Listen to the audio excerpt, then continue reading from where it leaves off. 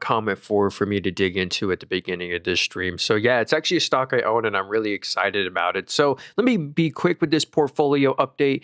Last week was pretty rough. A lot of our stocks in this portfolio specifically tanked and fell a good chunk. So if we go to all time, I love being fully transparent. Our open profit and loss, we're only up 8.6% all time in this portfolio. So not some like outstanding performance here. Yeah, we got some losers in here like Sprouts Farmers Market, UiPath, Zoom, a little bit of Progressive as well. Well, some of this is from a dividend, so I'm not actually down that much. But yeah, here are all my holdings in here. If you're curious, my newest holding is like Southern Company. They're a utility, a regulated utility. Iron Mountain has actually been doing really good. This is a REIT right here.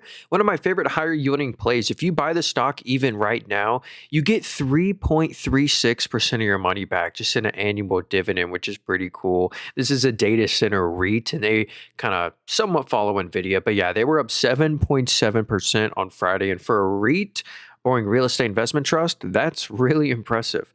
But yeah, that's that portfolio. We also have our buy and never sell portfolio. So basically, once I buy a stock in here, I never sell it. It's kind of like my diamond hand portfolio. And these are all the stocks that I own in here. Probably heard of some of these before, like Coca-Cola, Amazon, Ferrari. But yeah, these two at the top have been my best performers. They are such a beneficiary of this AI spend, and they don't have much downside risk. They're just collecting all the orders. So anyway, that's our Moomoo portfolio. We also have a Robinhood portfolio, and this is what I think someone will find interesting.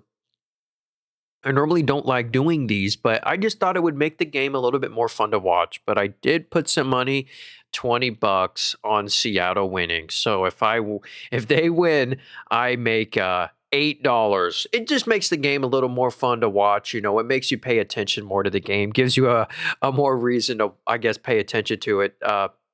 Well, I always watch it anyway because it's so fun to watch, and I like watching the Super Bowl ads and stuff. But yeah, I put $20 on Seattle. Why not? So yeah, year to date. Oh yeah, here's my portfolio right here, a dividend only portfolio. Every stock in here pays a dividend. Most of these are dividend growth companies though, like a Google, a Meta. United Rentals, a Constellation Energy. We also have a Roth IRA, and the stock someone wanted me to go over is actually in my Roth IRA, and our Roth IRA has not done too well. We started this exactly a year ago, pretty much, because the first 2 months of it, we had like $20 in here. But yeah, all time we're down 6%. Not great. Here's our total percent change on every stock. So it's kind of like a mixed bag in here. We're down on Webull, Cormedics, and Cavco currently. But Innodata is actually the stock I wanted to go over because there's some phenomenal news. They're just being hurt because they're in the software basket, but they have some great news because they got a huge deal with Palantir. So Innodata was selected by Palantir Technology, so they're collaborating. So where Innodata is going to get a portion of Palantir's government contract revenue, and also they got a contract from the actual government from the U.S. Missile Defense Agency Shield program. So that gets them federal exposure as well. So this is just great news for this company called Innodata. And let me dig into a little bit more about this one. This is a data labeling company, kind of like Scale AI, which Meta just acquired. And Meta basically took them off the market and they're not accepting any new customers. So that's great news for Innodata. And what I love about this stock is they're still tiny. If you look in the top right, this whole company is only worth $1.5 billion. So that's not huge, a $1.5 billion company, but that's what I like about it. It's a small cap, but with phenomenal growth. And I think they're going to beat expectations. Like here's what they've been reporting versus what analysts expect. They expected 59, they did 62. But the real winner is the forecast because it's going to go from 58 million to 72 million year over year. It's going to have a great year over year comp. Like this is why I really like this stock. They're not just, the stock isn't doing good just because of momentum. They're doing good because their fundamentals have really improved, and not just the revenue, but the profits as well. What's crazy is this company's already profitable. They are making, 10 million in net income a quarter roughly. And same with free cash flow. Actually, the free cash flow is a little better, these year over year growth rates. So with this new Palantir news, which literally just dropped like a week ago, and the week before that, they got the government missile contract. I'm so bullish on this name right here. So yeah, here's the digital data solutions. That's just seen phenomenal growth. It's up 22%. After grew 180%. After grew 25. So they're just on a streak of growth here. And that's why I do own them. And as much as I love them, I wouldn't have them as really a major size position in your portfolio. Like they're one of my smallest holdings. I only have like $400 in them, or it's worth $429. They're worth owning, but as a small position, in my opinion. That's kind of my thoughts on Innodata. So thank you for the guy who left a comment telling me to look over them on my next stream. Now I'm gonna get into some of y'all stocks. What's up, Nick and Nicolo? I hope and Josh, yo, thanks for that gift there, Josh. I do appreciate that. I saw someone say Meta. Yeah, Meta, they're already back where they were before they reported earnings. And I really like Meta. I'm biased because I'm a shareholder. I guess this app is telling me, what is this right here? This brokerage is saying there's a bearish flag forming, something like that. Anywho, I judge a company off their fundamentals, and Meta has near flawless financials. If we look on the right, the forward PE, they're at a 22 forward PE, which is insanely cheap. And why are we looking at the forward PE and not the current PE ratio, which, by the way, the PE ratio is just the price to net income? It's because they had a one-time adjustment last quarter to their net income. You see, last quarter says they only made 2.7 billion right here. They didn't actually. They really made their normal 19 billion. So that's what skewed their EPS last quarter. So, right, if you look at their current PE ratio, they're like, okay, maybe a little expensive at a 28, but nah, because that one-time adjustment, the forward PE is a 22. Incredible. Obviously, we all know their apps. They actually have 3.54 billion daily active users between all their apps. Instagram, Facebook. Their average Facebook user, their ARPU for Facebook user is $50 a year. They just disclosed that, which is nuts. They make $50 per year per Facebook user. They're also now introducing ads to Threads and WhatsApp because they also own those apps. If you don't know Threads, it's kind of like a competitor to X. It actually nearly has the same amount of daily active users that X has, which is pretty insane. They just created that app like a couple years ago. I remember it was kind of a flop at the beginning, but now it's doing great. I find myself enjoying the app. But yeah, they print money. They literally have, I kid you not, for 40% net margins. Again, the one-time adjustment here, but they have 40% net margins for ad tech company. But one thing being questioned on Meta, though, is how much they're spending on AI. Like, check out the bottom here. They're spending 25 to 35 billion a quarter on AI, chips, data centers, investments, all that. And that's slightly more than they're making. So what Meta had to do, because they're spending so much, is actually issue debt. So for the first time actually in their history, they have a net debt position, which again, Meta can still easily afford this. I'm actually okay with them spending all this money, but just one thing to watch is how much they're spending, because it really is a lot. Because they're like metaverse spend. Historically, one of the reasons they fell a long time ago, because they were spending so much on the metaverse, it had like 20 billion in cumulative losses, but with like no revenue growth for 3 years, and it was just a big loss. But I think I love what Meta's doing with the Meta Ray-Bans.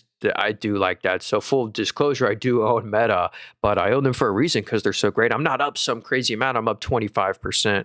But I don't think you can go wrong buying Meta right here at a 22 forward PE. I'm so bullish on ads as well, so that should be cool. Oh yeah, for fun, I put 20 bucks on Seattle. Why not? It makes the game a little more fun to watch. I never recommend doing prediction markets like ever, because it's pretty much flipping a coin, but it'll make the game more fun to watch. 20 bucks, why not?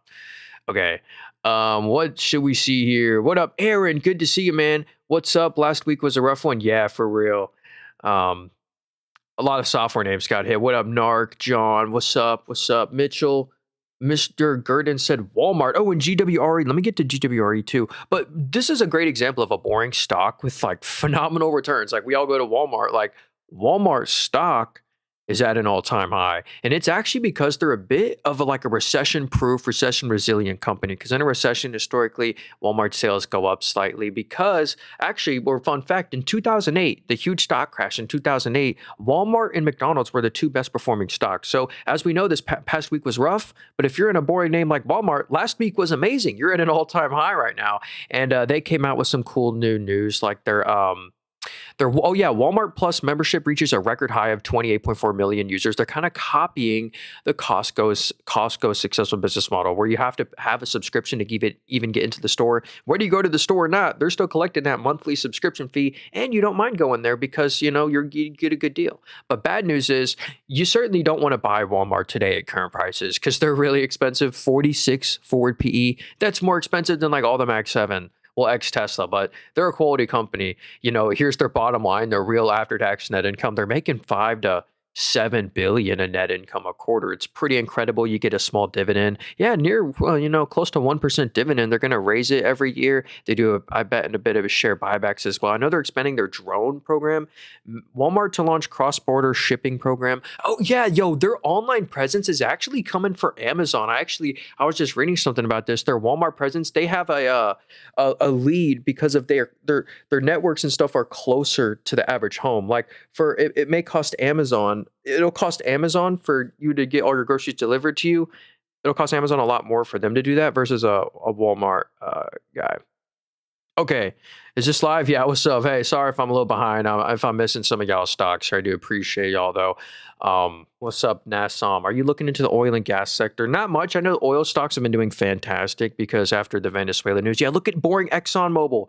ExxonMobil is at an all-time high, so it's kind of tough to, buy oil at all-time highs. But historically, I don't think you're going to outperform the tech-heavy S&P 500 in the long run with oil stocks. But what you do get with oil is that defense for environments like right now, when it just does great, when everything else is kind of not doing so well. And in the meantime, you get a nice qualified dividend. You get a 2.8% dividend that just, they slowly raise it every year. They do share buybacks, but I am a fan of oil. I have Murphy USA. They have not been doing too well, but this isn't an oil stock really.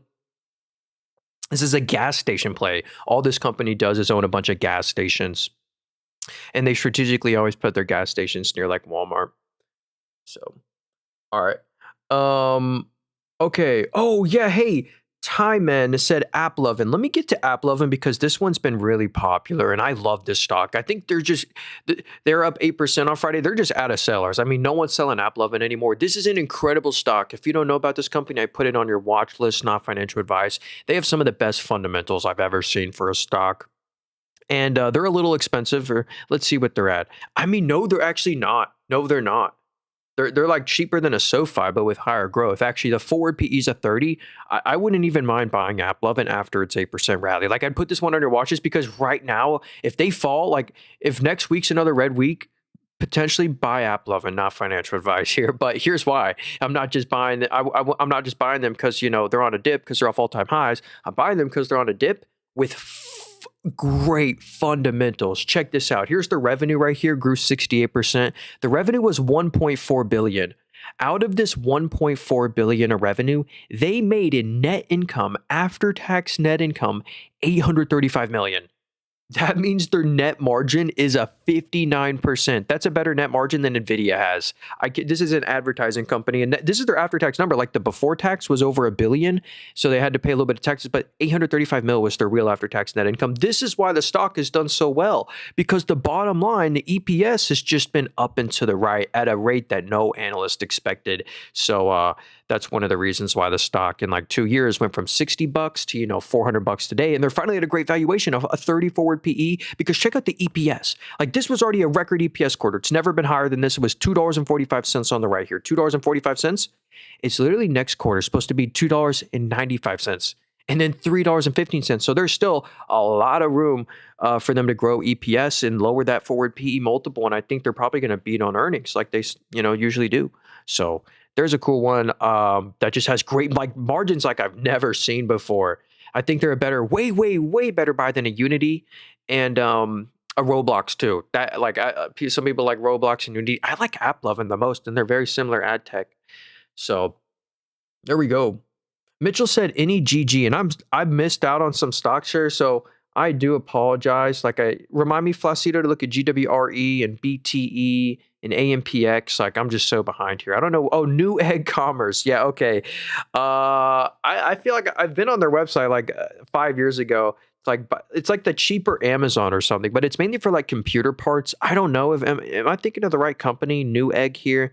Yeah, so components and storage, computer systems, office solutions. So they just kind of sell a commodity. The real better buy, if you like Newegg, if you're buying Newegg because you love the business model, you like what they do, like Amazon would. Oh, so they don't have any revenue anymore. Wait, that's unfortunate. Because this is saying from 2023, so that means, I don't have their like most recent data. That's weird. Did they like stop reporting earnings? So unfortunately, I can't really give you any thoughts on this one. But I'm just not a huge fan of this stock right here. I wish I could give you more thoughts on them. I don't know if they're profitable or anything. Yeah. Unfortunately, I just don't have their recent earnings. That is weird. Maybe they just don't have it. Is the market done? What up, Ben Affleck? I don't think so. Sold Walmart a few months ago. Wish I didn't. Oh, hey, that's okay. It made sense at the time. All right. Adobe, said Gabe.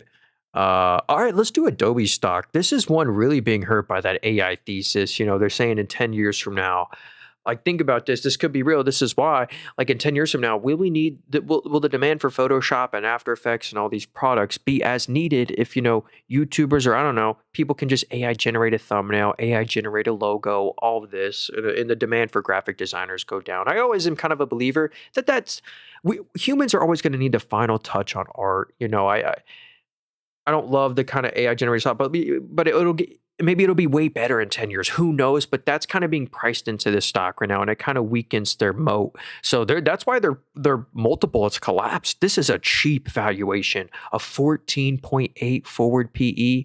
Now that's cheap. And this is a subscription model company. Let's see, subscription revenue right here, 5.9 billion, just hits a new record every quarter. So that's not going down. But it's like, that's the weird thing. The stock's down at a multi-year low, but it's not like they're at a multi-year low because they're missing on their expectations. It's just a thesis because they beat on EPS big. Like, here's the EPS. Like, this is really impressive. They have some one-time adjustments. So let me look at the non-adjustments number. So yeah, this is the core business right now. This is why I'm not going to completely dismiss Adobe as some junk of a company, but you do want to watch out for that potential AI thesis hurting their long-term numbers. So what I do like about Adobe is here's their net income. Like, they print money. Here's their net income right now, easily 1.8 billion of net income a quarter. And what are they doing with 1.8 billion net income a quarter? Well, they're actually spending it all on share buybacks because the stock is so cheap to them. The top here, they're literally spending 2 to 3 billion a quarter on buybacks, which is unfortunate or the buyback timing has been unfortunate because it is at a new 52-week low today. So all the buybacks before today were kind of 20-30% higher potentially.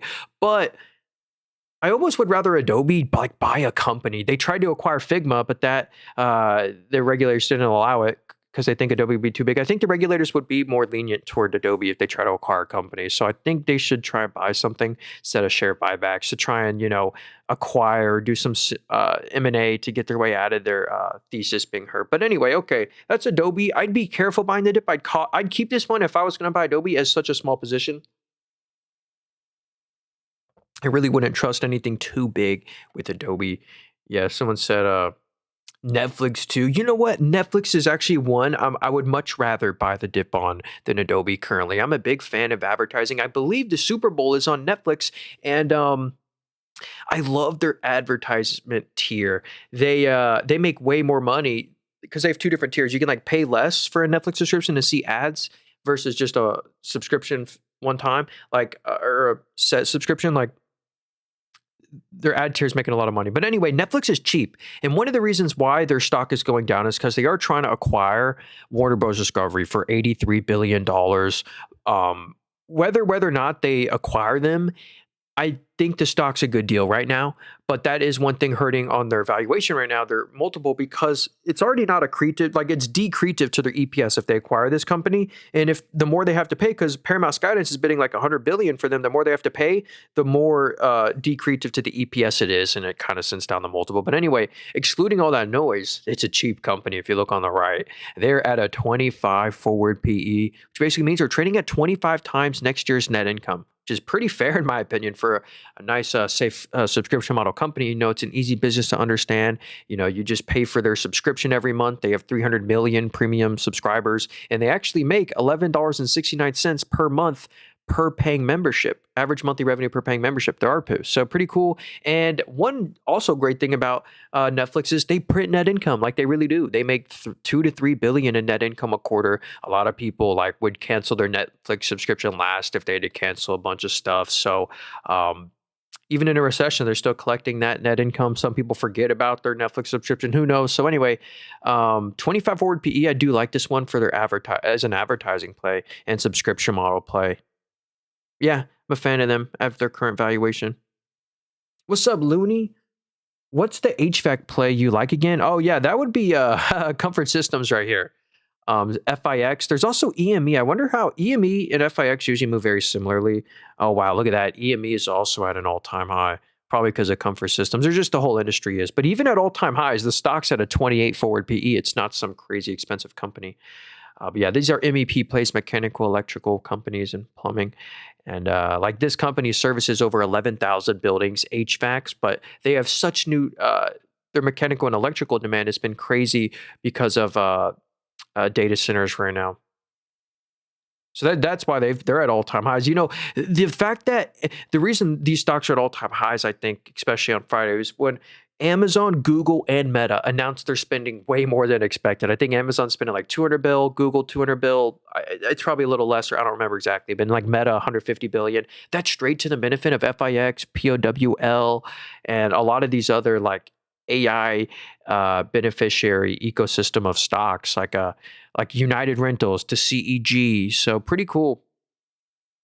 All right, let's see some more stocks here. Pulse said Dave and Howmet. Hey, I saw a couple people ask about Howmet. Let me just type it in for you. I believe this is an aerospace. Yeah, we haven't looked at an aerospace play all day. Let's check it out. So, oh, by the way, if you're liking this, I stream every Sunday this exact same time. I stream every day nearly. If you want to hit the follow button, appreciate that. I sell nothing. I have no course book. What's up? I literally sell nothing. I'm just trying to give my opinion, so not financial advice. So here's Howmet Aerospace. This yeah, aerospace and defense play, they've just been a nice hedge to the market as kind of the escalations or the geopolitical tensions escalate. This is a nice hedge if like we get into more trouble with China and stuff. So yeah, I believe they got some contracts with the Golden Dome. I don't remember, but yeah, they make engine products, fastening systems, engineered structures, forged wheels. So very nice, very nicely diversified. And here's their net income. Yeah, they make great net income, easily 300 to 400 million in net income a quarter. And check out these year-over-year growth rates: 15%, 53, 41, 30, 80. So that's fantastic.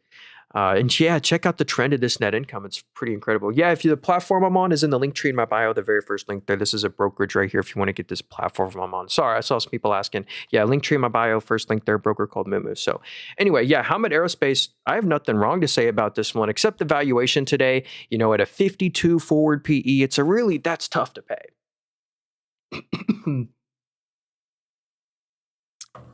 But if these war escalations or war fears escalate. But check out their EPS versus what they're expecting. Like the past 3 quarters in a row, they expected 90 cents and they did 95. Like they always beat on their expectations. So no wonder the stock is going up so much, especially on earnings day. They gap up because they're beating on what the analysts are expecting. So that's why they're trading at such a higher multiple than expected, because they're beating on expectations.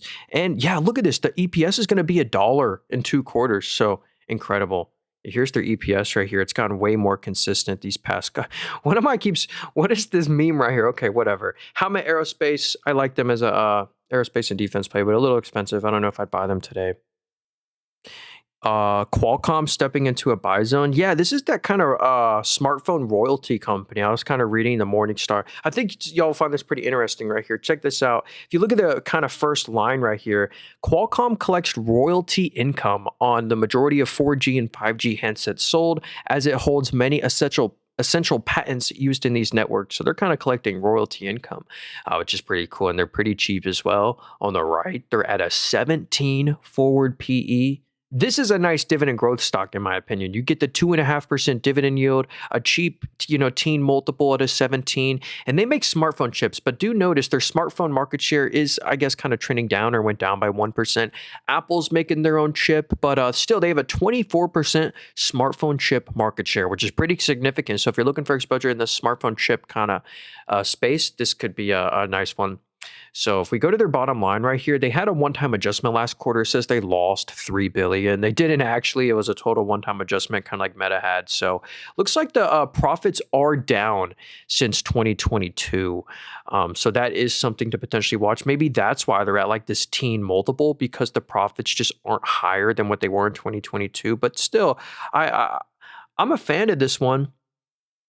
I mean, and I like the trend of their earnings. Let's see, did they just report earnings? So they beat on revenue slightly, they beat on EPS, and they beat on EBIT. So it was a triple beat very slightly. So that's not too shabby. So if you're looking for exposure to smartphone market shares, and I guess they collect that royalty income because of the patents, there you go. That's Qualcomm.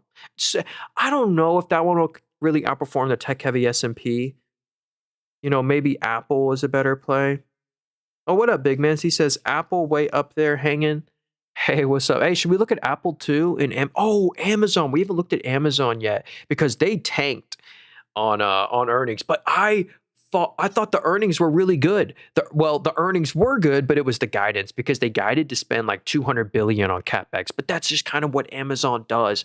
They spend money like they don't pay dividends. They don't do share buybacks because they invest all that money in the future. And I'm okay with that. I'm okay with Amazon continuing to do that. So here's kind of what I see. Here's the metrics that I find impressive. Like this is their revenue, record revenue on the very right there. It's kind of hard to see, but it really was a record revenue quarter. And not just a record revenue quarter, but it was a record profitability. Like here's their before tax number. Record profit at 25 billion. Like it's never been higher in any quarter previously. So I had no complaints. Their AWS grew nicely. So basically, yeah, I saw some news today. Yeah, read this second one. Amazon defends massive AI spending, says new AWS capacity is being monetized quickly. So what I love about Amazon is their cloud business. So a lot of people maybe don't know about their AWS business. They're the number one cloud provider by market share in the world. This does over 128 billion of annual revenue for them. And check out the annual revenue growth. It just hits a new record every year. And on a quarterly basis, it's up 24% year over year to $35 billion. So I actually don't mind them, Amazon spending all this money, but they are spending more than they're making. So like here's their net income right here. They're making, 20 billion a quarter, call it. And if we go down here to the cash from investing activities, they spent 47 billion just this quarter. That's a lot of money just for one quarter. So, and well, that's just what Amazon always does. They spend a crap load of money. That's why you don't want to compete with Amazon. They will outspend you and out innovate you because they can lose money faster. Because anyway, I love all their businesses. They're expanding their same day delivery, Whole Foods grocery delivery business. They're an advertising play, an e-commerce play, subscription play, cloud play. They're like a Walmart, Instacart, Oracle, drone play, AI play all in one. Oh yeah, they're considering investing in like OpenAI and stuff. What is this? Yeah, Amazon announces 200 billion in AI capital expenditures just in 2026. And again, that's to the benefit of a lot of other stocks. But yeah, Amazon explores 50 billion in investment in OpenAI to enhance AI capabilities. Amazon launches Alexa Plus to generate AI. Amazon partners with AT&T to modernize US connectivity infrastructure. Amazon wants to be like the all-in-one subscription. Imagine Amazon Prime gives you like some sort of like an Uber kind of subscription with a they have like a medical subscription. Anyway, Amazon's a great never sell. And this is the part I forgot to show. That's the best part about Amazon. It's this valuation. I've never seen this. This is so cheap on the right here. Amazon's at a 26 forward PE. Not financial advice. I would start dollar cost averaging on Amazon right now at current prices, even at, 210. I was buying shares higher. I was buying before earnings. I was buying up here at, 226, 236. So, we're still slightly up on our position though, but Amazon's a great never sell for sure. And they're in my never sell portfolio. If you look at the top here, it's called my buy never sell portfolio, and Amazon's a great holding, in my opinion.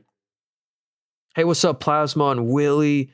Hope y'all are having a great day. CRWD seems like it's getting cheap, but caught in the software sell-off. Yeah, so it's not crazy cheap yet in terms of like a price to earnings growth ratio because their net income is artificially low because they're still having payouts. Basically, they had this update. This was crashed the stock. I remember this day exactly.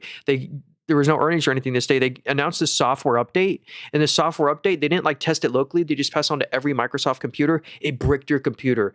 It had to get this whole special IT work to get your computer fixed before CrowdStrike did an update. So they had so many lawsuits. Literally every US plane in the sky. And I have an old TikTok, an old short about it. If you actually click on popular, it might be one of my most popular ones. I don't remember, but I think on YouTube Shorts, not on TikTok. But every plane in the sky had to land that day, like instantly. Like it was such a big deal. Like it had like halted everything. So here's the net income on CrowdStrike.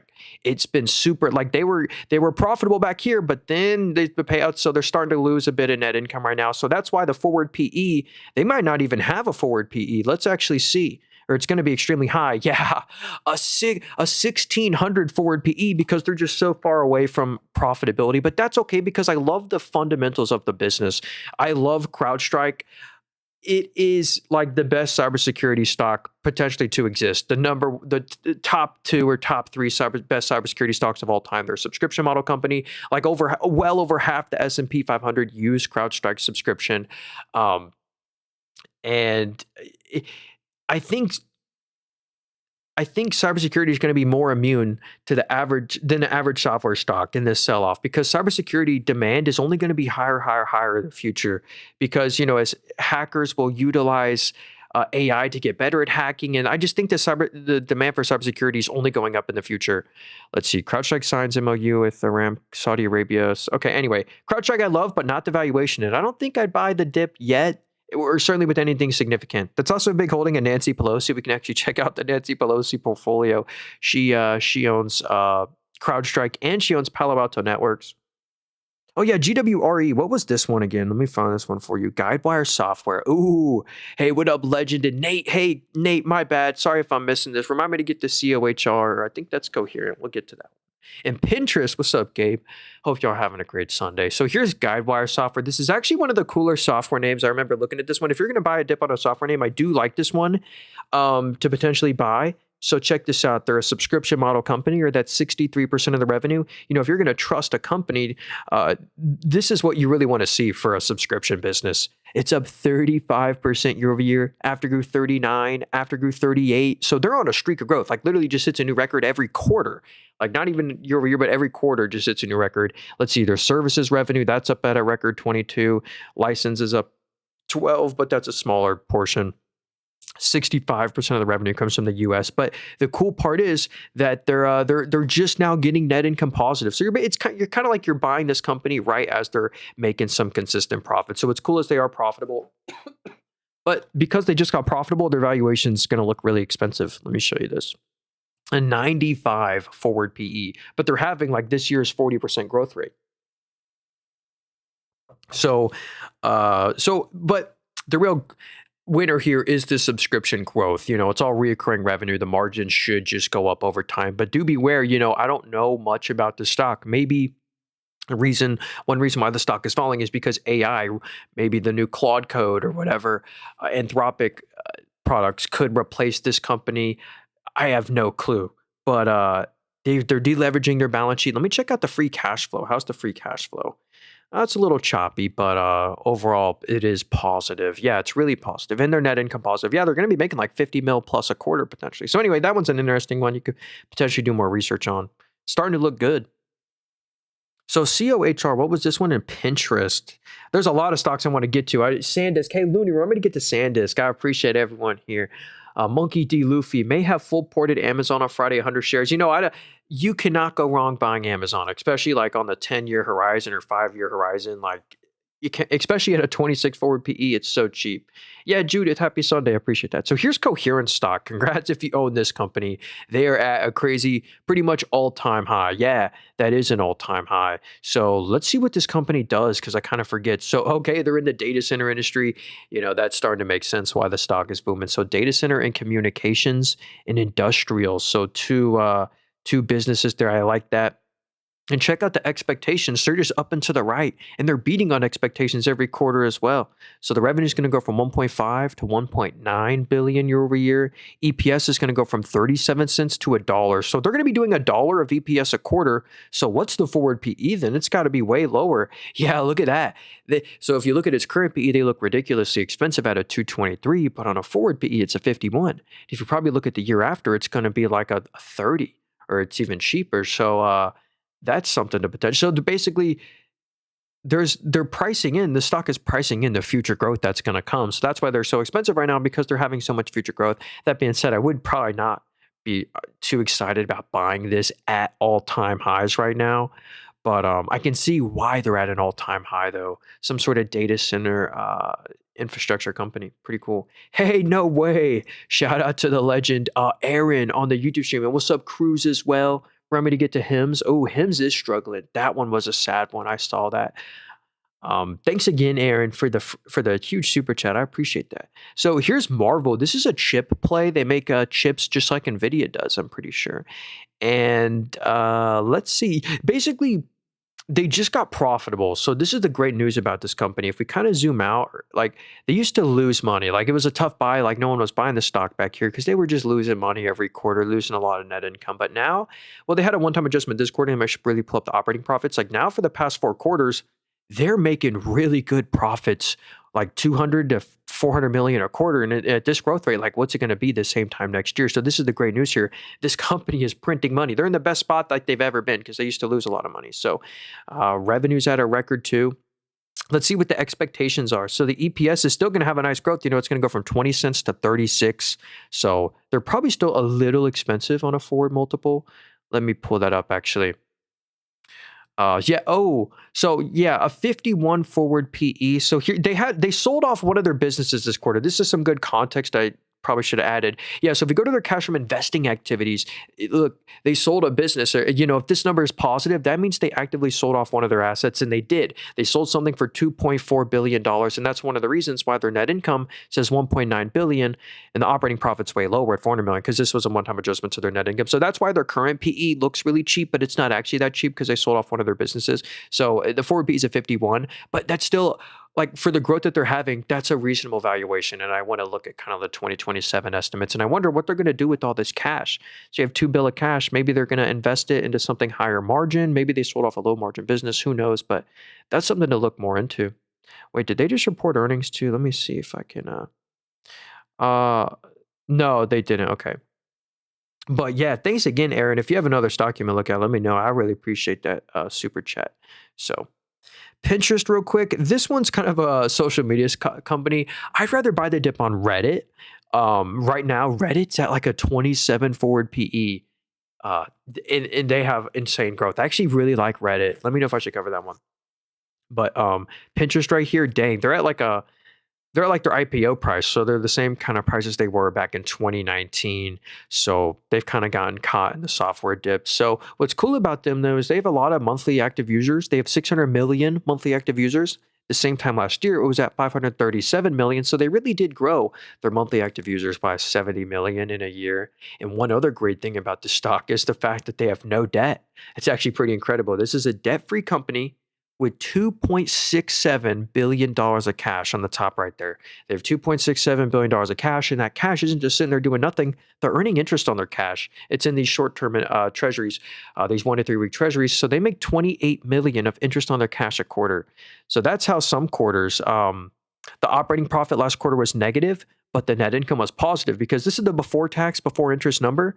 And they actually don't pay any negative interest. They make positive interest. So that's why the net income's higher than the operating profit. Kind of cool. So yeah, this quarter says they made 1.85 billion. They didn't actually, they made 260 million, which was still a good quarter, but that artificially is making their PE ratio look really cheap. So again, that's why you always kind of got to blend it with the forward PE. So on the left, it says the PE is a 7, it says they're trading at 7 times net income, seems really cheap. But on the right, it's a 28 forward PE off next year's numbers. So, which is still, you know, a pretty fair valuation, 28 forward PE, then you got to do an X cash multiple because well over 10, like 15 to 18% of the market cap is just their cash on hand. So subtract another 15% from that forward multiple.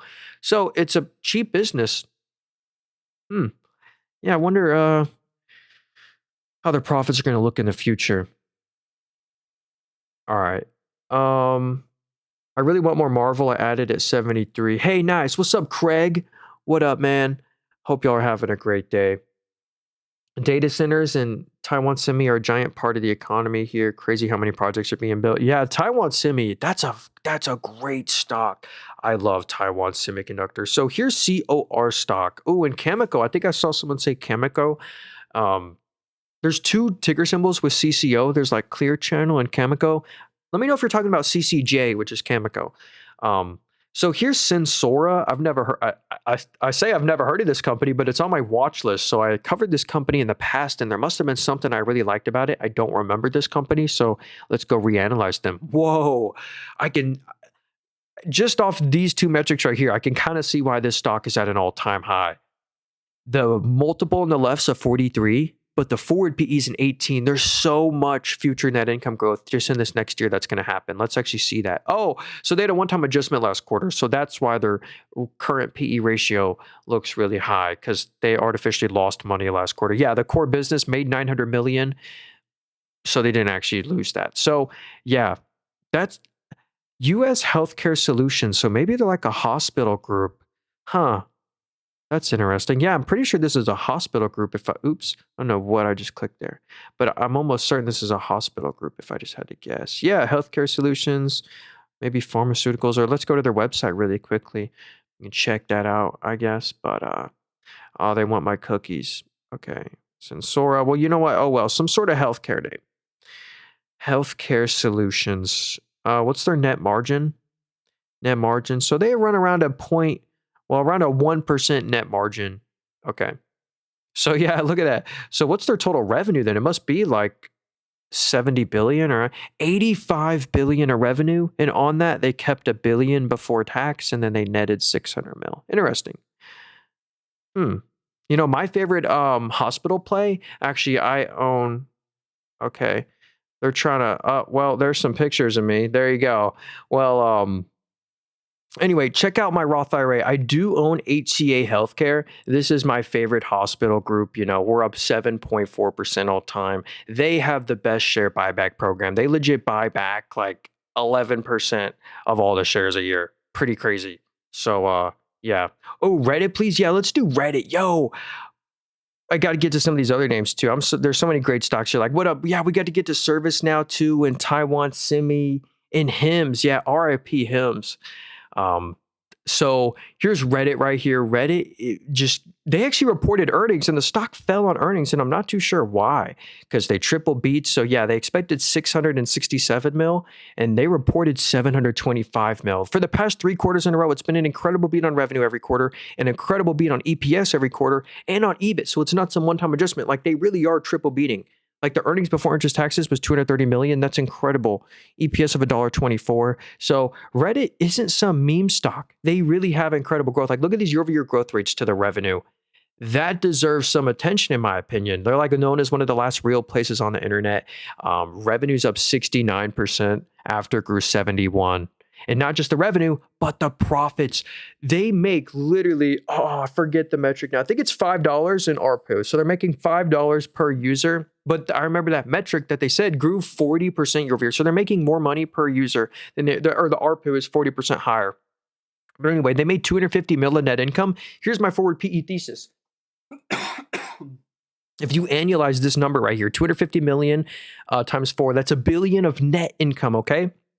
Right now, the whole company is worth 26 billion. So that potentially means, a 26 forward PE. And a cherry on top is the fact that Reddit has no debt. It's a debt-free company with $2.5 billion of cash. I believe like $15 of the stock is their net cash per share. So, $2.5 billion cash. So nearly 10% of the market cap is just literally their cash on hand. So there's kind of my thesis toward Reddit. I know it's kind of like seen as kind of like a meme stock, but the profits are impressive. Their ARPU growth is impressive. Their balance sheet is too. This is, in my opinion, a better buy than Pinterest. And full disclosure, I do own Reddit. It's a small position, and we're still up 46%. We bought them a while back, but I'm actually looking because I barely own any shares. 4 shares. I spent $380. I might actually buy one more share of Reddit just because I do like them so much. So another stock I really want to own is a fab play, is Taiwan Semi. If you didn't know, NVIDIA just designs the chips. NVIDIA designs the chips. Well, Taiwan Semiconductor actually makes them and manufactures them in Taiwan. And they're recently opening up a bunch of fabs in like Phoenix, Arizona. Like they're opening up like a new production facility there. Capacity fully booked through 2027. Wafer prices exceeding 30,000. They're for their 2 nanometer wafer chips. They are a beast of a company and they're cheap. Like that's the crazy part. That's why, in my opinion, Taiwan Semiconductor, even though they're at an all-time high, I would not be selling if I was a shareholder because I think they're going to go up another 20, 30% kind of easily because the forward PE is a 24. I think this forward PE could stretch up to like a 28 or a 29 forward PE and send this up, 30% more. Here's their market share, 71% market share. And check this out. Revenue grew 26%. The net income grew by 72. Or look at this margin, for example. The revenue was 33 billion. On this 33 billion, they netted 18 billion. Last quarter was 14. And then so the net income growth, and by the way, this is a Taiwan company. We've converted it to US dollars. So this is in US dollars as well. So that's the most impressive part.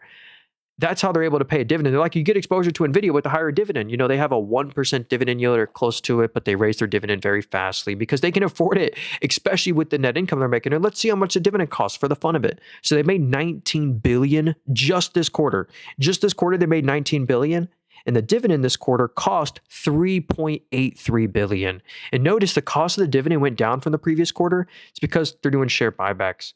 I I have nothing bad to say about Taiwan Semi. I wish I owned them.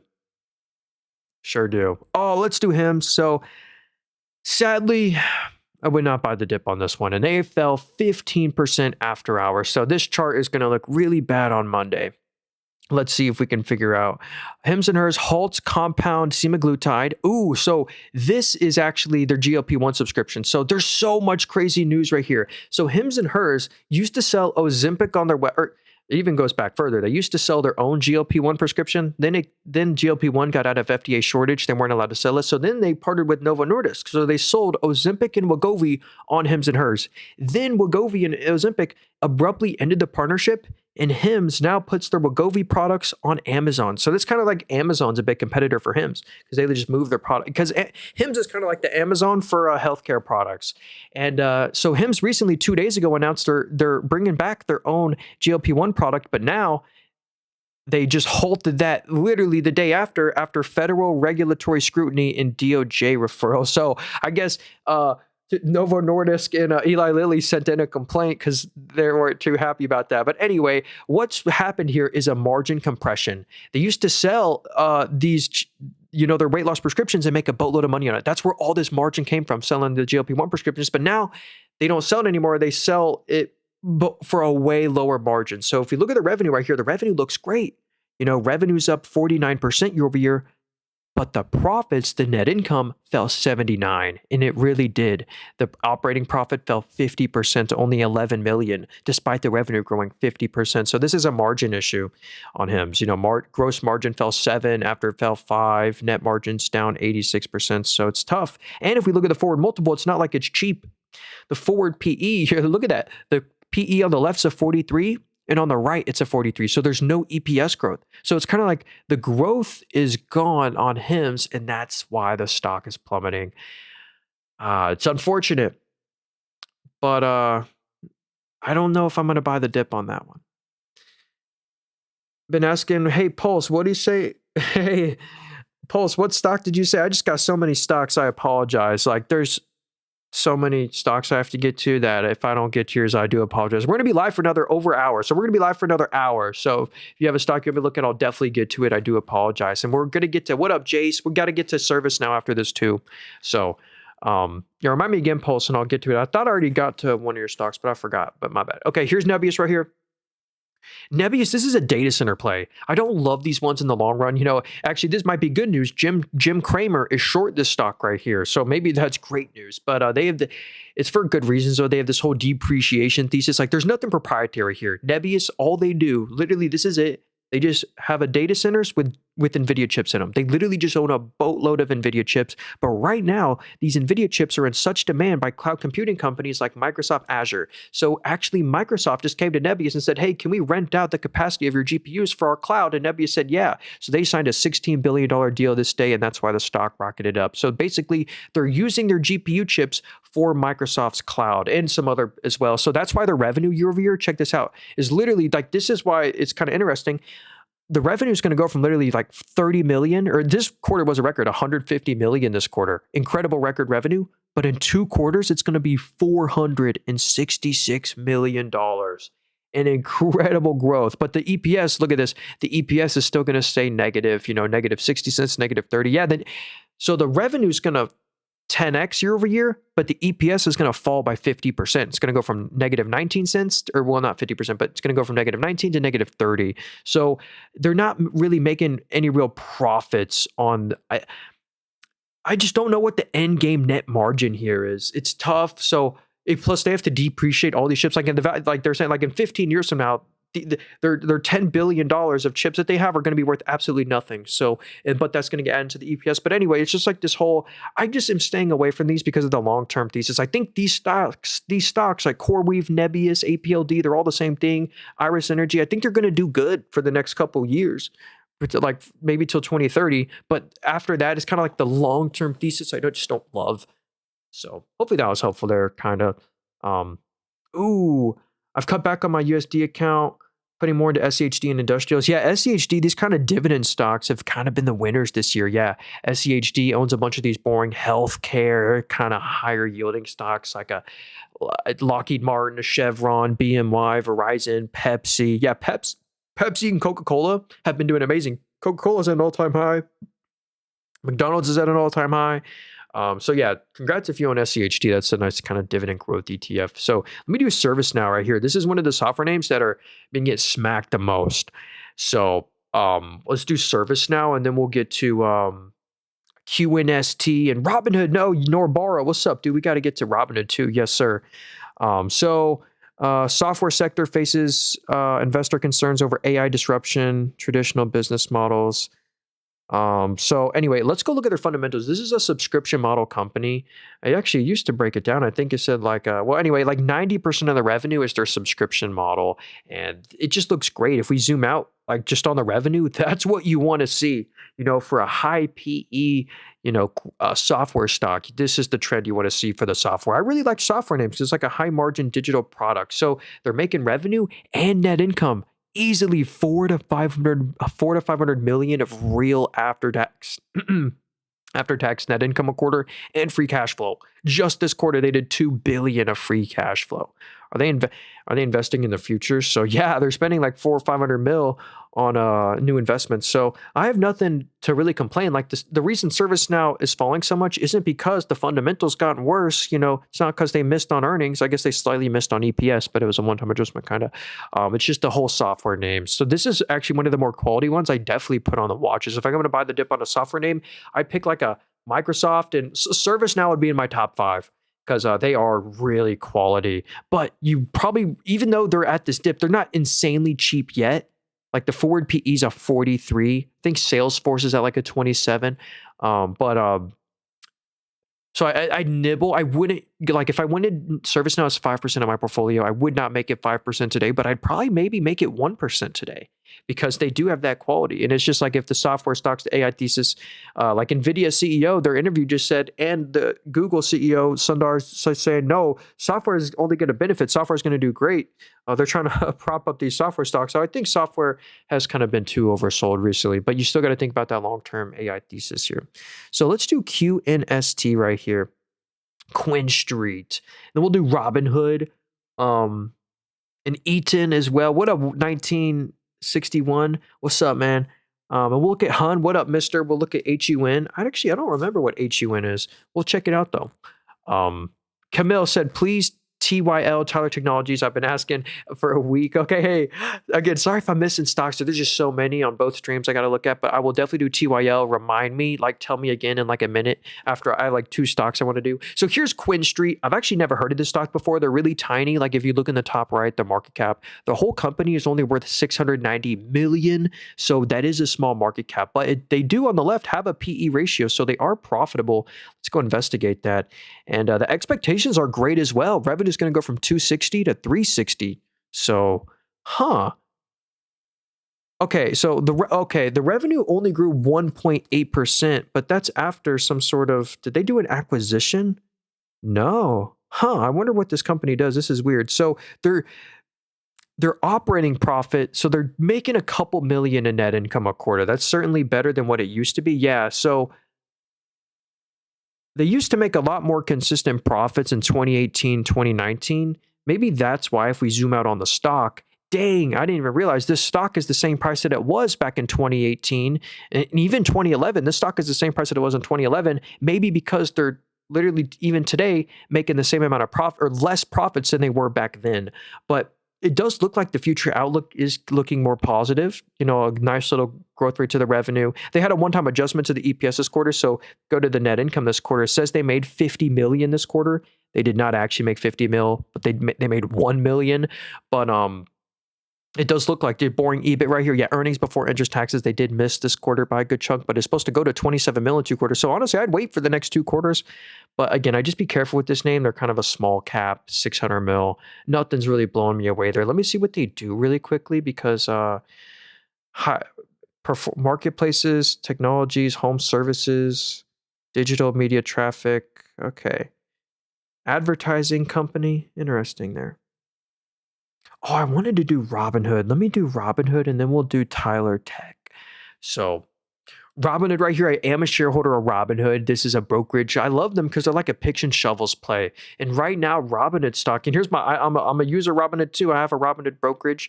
And one way they're making a lot of money right now is from these prediction markets. And I never recommend doing these, but I just did one just to make the game a little more fun to watch. But I bet $20 on Seattle. But whenever you do a prediction market contract, Robinhood, no matter what, just keeps 2% of the entire transaction. Versus whenever you go buy a stock, they keep 0.01 or 0.1. I think 0.1, but these prediction market contracts are 20x more valuable to their bottom line than buying and selling a stock. So they're really pushing this prediction market stuff right now and crypto and all these other things. So they're just really innovating more ways to make money. And that's what's really led to this bottom line growth right here. Uh, it's insane. Actually, let me just start with the revenue. The revenue is up 100%, and the revenue was 1.27 billion. On this 1.27 billion of revenue, they netted in real after-tax net income 556 million. The before tax was 635, after tax was 556. So they really did make that money. So that means their net margin is a 44%. These brokerages print money. It's insane. Plus, the Robinhood Gold subscription is going to make them a lot of money. So I'm just a big fan of Robinhood as a platform. They're kind of like, they kind of move with crypto. That's why they've been recently tanking right here. You know, crypto's been struggling, so that's going to hurt their crypto transaction fees. But they used to couple with Bitcoin. Whenever Bitcoin, like I sold a little bit of Robinhood the day Bitcoin hit 100K, but Robinhood, ever since Robinhood hit 100K, has like 2 to 3x since then. And it's because they've decoupled from Bitcoin's price because they're in this prediction market and subscription stuff. So anyway, I'm a fan of Robinhood. They're not insanely cheap yet, and I don't own much of them. But yeah, I'm up 500%. They're one of my biggest regrets. I regret every share I've ever sold of Robinhood. Like I used to own like 55 more shares, but I sold them all for a 3x gain, and now I'm up, 5x. But it's whatever. That just happens sometimes. That's why I actually made this portfolio right here, because once I buy a stock in here, I never sell it. Because most people, like here's Powell Industries, I'm up 644%. Like whenever you buy a stock, most likely you'd sell a little bit at least at 100% gain, and then a little bit more to 200% gain. But I'm not allowed to do that. I'm diamond handing in here. So let's look at some more. Okay. Oh, and then we'll look at HUN. We got to get to HUN after this. Sorry if the stream, it just froze for like 5 seconds there. Sorry if it froze there for a second. We're back. Okay. Here's Tyler Technologies. Then sorry if I'm a little behind here too. And then we'll look at HUN. What up, Nathan, Larry, Marcus, and Rytet Trading? No way, the legends here. I may have to throw down a parlay on the game today. Hey, I saw you say something about that. Let me know if you make a move. So here's Tyler Technologies right here. Dang, they're at like this 52-week low level, and it's not because they reported earnings. So there's no earnings report. They just fell. So I wonder if there's some sort of specific news that came out. I don't know. Tyler announces a 1 billion share buyback program. That was 4 days ago. So 4 days ago, they announced they're buying back $1 billion of stock. So even on this dip, they do look a little expensive on a forward multiple, a 41 forward PE. But let's see what they're doing. Oh, so they're a software name. Okay, that's why they've been hurt. Okay, that's starting to explain it. So they're actually a software company. Enterprise software is 73% of the revenue. It is growing nicely though, double digits. It's up 13.6 after grew 8%, after grew 8%, after grew 10%. So nice little streak of growth there. And they're also in platform technologies that did slightly decline year over year. So when we combine the two businesses, the total revenue grew 9%. So it's not the most incredible top line growth rate. Like if you kind of look at the bottom, like it's like right around 10%, sometimes a little lower, like 8, 6, 4. But we want to see them get to this double digit growth rate of at least 10%. But what's cool is this is what's really crazy is that they're already profitable. Most software names like are, because of their stock-based comp, are usually GAAP net income negative. But check this out. The profits here are at a record.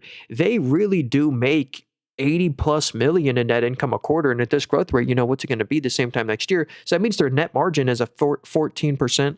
Maybe there's room for more margin growth there. And they make a lot more free cash flow than net income too, just because of how stock-based comp is. So yeah, 250 mil of free cash flow just this quarter.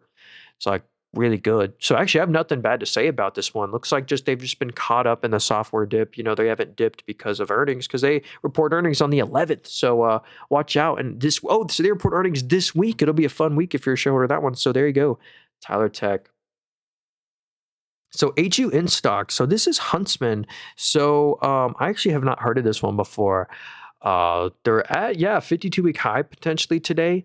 That's good news. So they had a big gap up the past couple of days. Let's see what this company does. Huntsman. So they sell polyurethanes. So some sort of commodity maybe, down 5% year over year. So that may be why the stock has been struggling because they're commodity related. Advanced materials is only up 1%. So yeah, when we combine all the businesses, I think that's negative year over year growth. Let's see that. So yeah, when we combine the three businesses, the revenue actually went negative 5.2% year over year. Last quarter was negative 7%. Maybe that's just because of the price of oil. But yeah, so the profits, they've had very little profits this year versus the last year, they were making a bit more, but they've basically had very little to no profits this year, and they pay. So it might be a bit of a dividend trap. So look at this: they have a 7.4% dividend. They have to pay out $1 a year in EPS, and do they make $1 a year in EPS? No. So here's their EPS the past 4 quarters. It hasn't even been positive a single one of the past 4 quarters. So just to kind of put this into perspective, let's see how much the dividend cost exactly. So the dividend cost exactly every quarter. You can see at the top here, $44 million. So how do we know if the dividend's safe? They need to make 44 mil in net income a quarter, and they don't. If we zoom out, they kind of used to. Oh yeah, like wow, look at 2021 when the commodity, I guess, was soaring up high because there was a lot of inflation. They were making 300 mil, 200 mil a quarter. Dividend was easily covered, but now the profits just aren't there. So that's why I actually would be super careful with this name. If we get another, commodity inflationary environment where this commodity spikes up, that'll be great for this stock, but they'll probably have to cut their dividend if things don't change quickly. Hopefully that was helpful there. Hey, what's up, Adrian? Happy Sunday, man. Good to see you. What do you think about Unilever? Ooh, and Larry said CORZ. Let me do CORZ. This is a Bitcoin mining company. So, yeah, here's kind of the price of Bitcoin versus CoreZ. So, let me just, digital asset self-mining. So that's most of their revenue right here. And co-location, I don't know what that is, but maybe that's like their hosting. But yeah, I remember this company used to be one of the biggest Bitcoin mining companies, and they got delisted, but now they're finally back. Looks like the revenue's down 15% year over year, and they're not profitable. Yeah, so they're losing 40, 50 mil a quarter, and they have more liabilities than they have assets. So nothing's really blowing me away here. It's kind of like a crypto proxy. I wish I knew more about them. Looks like that future expectations are really good. Revenue's going to be 164 million in 2 quarters, but they did miss by quite a bit. Like analysts expected 114, they only did 81, but it doesn't really seem to hurt their stock price because it's been doing pretty decent. So yeah, it's like a Bitcoin mining company. At the end of the day, I'd probably if I'm looking at a super long-term horizon, I'd rather probably just hold actual Bitcoin than a Bitcoin mining company. But because I think this company, again, is one of those companies that just own a bunch of graphics cards. It just owns a bunch of GPUs in a data center. So nothing crazy proprietary there, but there is still money to be made.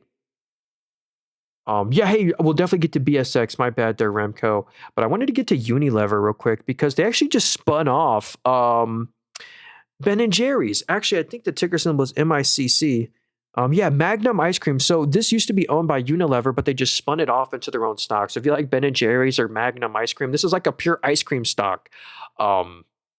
They just were a spinoff from Unilever. I'm not actually too sure why they spun that off. I really like Ben and Jerry's. They should have kept that asset. I love that ice cream. But yeah, anyway, these food stocks have been doing great. Coca-Cola's at an all-time high. Pepsi's been doing great. So yeah, they've had a great week. I love a lot of their brands. Like they own Lipton tea. The list just goes on. So on the right here, their forward PE is a 20. That's fair for a food stock right now. So 20 forward PE. And look how diversified that they are. Personal care, beauty and well-being, foods, home care, and ice cream, which again, I think they just spun off this ice cream division, so that might go away. Yeah, US is only 20% of the revenue. I actually thought it was a little more than that, but yeah, US is 20% of the revenue. And check out their bottom line right here. They really do make great money, and this is in US dollars. They are headquartered in the EU, but here's their USD. We've converted. Oh, this is from 2010. Okay, well, anyway. We can check the EBIT right here. Well, anyway, here's kind of the EPS projections, $3.50 for the full year 2026. They're EU, so they report a little differently, and I don't get their numbers, unfortunately. So anyway, I do like that company, though. RCAT. Oh, this is a draw and play. Then we'll do Bull. Oh, yeah, Weeble too. Can you read the chart of Nifty 50? Is there a ETF for the Nifty 50? I think that's just like the top 50 stocks in the S&P 500. Wonder if there's an ETF for that. So here's Red Cat. This is a drone play right here. So they have this Black Widow drone that can be sold to other NATO members. Let's see. Red Cat secures second Asia Pacific military order for Black Widow drone system. Hey, kind of what I was just saying there. Red Cat Holdings competes in 1.1 billion US Defense Department drone dominance program. So yeah, so this is mainly a drone play. And they really have already penetrated the market a lot. They're about to experience a lot of growth. So check out the revenue this quarter. This was a record revenue. It's never been higher before. It was 9.6 million just this quarter. But check out what analysts are expecting next quarter. It's going to be 24 million and then 24 million the quarter after. So they're literally gonna, it's already crazy record this quarter. It's gonna go to 24 million. You kind of annualize that. That's 100 million of revenue a year. So if I was a shareholder of this one, I'd really wait for them to report earnings. Honestly, this is a super important earnings report next quarter. So watch out for next earnings report. It's either gonna be really great or we don't want to see them miss this. I don't think they will, but yeah, they're not profitable yet. But if you'd like drones, it's a cool drone play. But what's cool is they just kind of, diluted the life out of the shareholder. They diluted the shareholder by 165 mil, but they fortified their balance sheet. So now they literally have $206 million of cash. Like the same time last year, they were in a rough spot. They had no cash, 7 million of cash. But now they have 206 mil of cash. They basically took advantage of the stock. That's one of the reasons why the stock kind of fell from all-time highs. They diluted the shareholder to raise cash, which I think was the right move, dilute while at an overvaluation. So I don't know if I'd buy them here, but maybe put him on the watch list. ETN, yeah, Looney. Shout out to member Looney on the YouTube stream. He said Eaton stock. This is a great electrical infrastructure play. And with Google, Meta, Amazon announcing like 200 billion in CapEx just in 2026, like this company is going to capture some of that. Like that's just like new demand that came out of nowhere. So that's why like Eaton, Powell Industries, Comfort Systems and a lot of these other names have been really rallying up since they announced that. So Eaton right here, they're not even crazy expensive. And I think you get a little bit of aerospace and defense exposure here too. Oh, well, a 30 forward PE, that's it's certainly cheaper than, look, so on the left, they're at a 30 PE, but the forward PE is at 30. So they're still having a nice bit of growth this year. So yeah, they're Electrical Americas. And then check this out. They actually have 15% of the revenue as their aerospace business. It's been growing pretty nicely. It just hit $1 billion for the first time ever. Like look at the past 2 quarters, it's 1.08 billion, up 15 or up 14% year over year. So pretty cool growth there. But yeah, mainly they do like electrical grid work. We can see the revenue growth. It's going to go from 7 billion this quarter to 7.6 billion in 2 quarters. I don't know if they're doing an acquisition or something, but that's pretty cool. Let's see. Are they doing an acquisition? Maybe. I don't know. But you also get a nice dividend here as well, over a 1% dividend. Even if you buy the stock right now, you're still getting over a 1% dividend, 1.1% yield, and they raise their dividend every year as well. So yeah, I really like Eaton. And hey, I was actually just looking at that other stock you like, Anchor batteries. That's a pretty cool. And I was just looking into them. They have a nice yield too. I think you told me about that one. I'm asking the app he is on right now. Oh yeah, hey, if you want to get this app I'm on, it's actually in the link tree in my bio, the very first link there. It's a brokerage called Moomoo. It's my favorite app to buy stocks on. It's an affiliate link too, so if you go and like deposit $100, we'll both get like 5 free stocks, I think. Yeah, it's also in the description. Oh yeah, if you're on the YouTube stream, Taser, it's the first link in the description. But it's just in the link tree in my bio too. I pasted the link tree. Okay, anyway. Let's see. I used to work at Eaton. No way, man. That's pretty cool. Russell 2000. What's the ticker symbol for that? Is it the IW?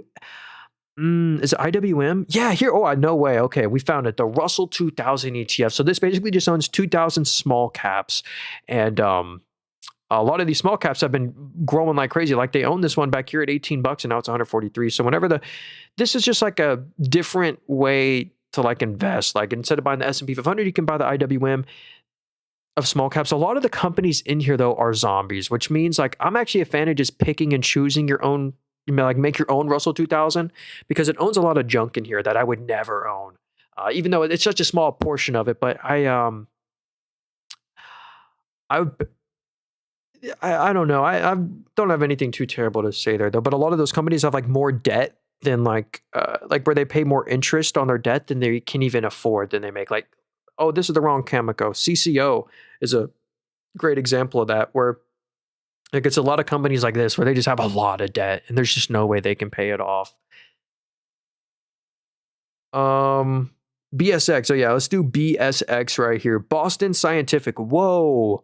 Okay, so they reported earnings and they tanked. They went from 92 to 75 bucks. So I'm not too sure what happened there. Let's go investigator. Well, it was the earnings. Let's see what their actual earnings were. So they beat on revenue. They missed on net income. So EPS expected was 52. They only did 45. But maybe it was a one-time adjustment because they barely slightly missed on EBIT. Because, yeah, the EPS projections are really good. It's supposed to go to 62 cents in 2 quarters. But we don't want to see them miss on those expectations because, yeah, the forward PE is a 31. Okay. So they're a cardiovascular and med surge play. Huh. Cardiovascular revenue, that's up 22%. After grew 26, after grew 13. So that's on a nice growth streak. And same with, let's see, med surge. That's up 15 after grew 12. So both businesses are growing nicely. Seems they just had a little slight hiccup this quarter on net income. Uh, so yeah, the revenue grew by 15 and the profits grew by 31. So the before tax number was 1 billion, the after tax was 670 million. So maybe it was supposed to be like 750 mil, I don't know, but nothing bad. I have nothing really too bad to say because this is still incredible. They still make 700 mil in net income a quarter and you get no dividend on this one, but that's okay. So yeah, it's like exposure to healthcare industry, cardiovascular, medical devices industry. Pretty interesting there. I don't know what I should add more of. Meta, Visa, Amazon, Microsoft. What do you think? I like all of them. You know, Meta, Visa, Amazon. We've looked at all. Actually, we have not looked at Visa today. Let me pull up Visa because this is a nice, just quality name. If you're looking for just a quality stock, oh, hey, GL, are you still here? I want to look at Credo Technology too. I'll check that one out. So Visa right here, this is just a quality name to add your portfolio, and they're actually not expensive right now. If you kind of look on the right here, the forward PE is a 25. Like for quality Visa, 25 forward PE is very fair. You know, those small little micro credit card transaction fees that are slowly bankrupting us are making Visa a boatload of money, and they've been beating on earnings, you know, for the past 3 quarters in a row. Slight little miss on EPS, but that's from a one-time thing. But here's what I love about Visa. Here's their bottom line. In after-tax net income, they easily make over 5 billion of net income a quarter. So what is Visa doing with 5 billion in net income a quarter? Well, first off, they pay a dividend, and that cost 1.29 billion. So that's why they just rose it, because they have room to raise their dividend even after they just rose it. So they're paying 1.29 billion in dividends. So what are they doing with all their leftover money?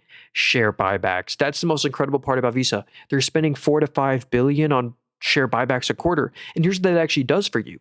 The net income grew by 14, but the net income per share grew by 17.4 because the share part of the ratio went down. The EPS grows faster, and it's so beneficial for the shareholder whenever they buy back their own stocks. It makes the total common shares go down, which gives you more ownership in the company, makes the cost of dividend go down, makes the EPS grow higher, PE ratio go lower. So no complaints on Visa. It's at its current valuation. I think it's pretty good.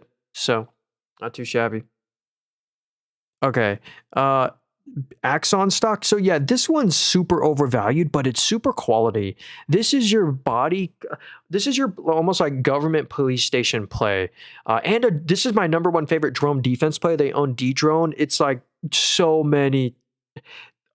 I have so much good news to say about Drone. So they have a nice drone business as well, but their main business is selling tasers and body cameras to police stations. Like the whole UK police force uses this, the Axon body cameras, and a lot of police stations right now are forcing police stations to have body cameras on their person and in their car, and it's straight to the benefit of Axon.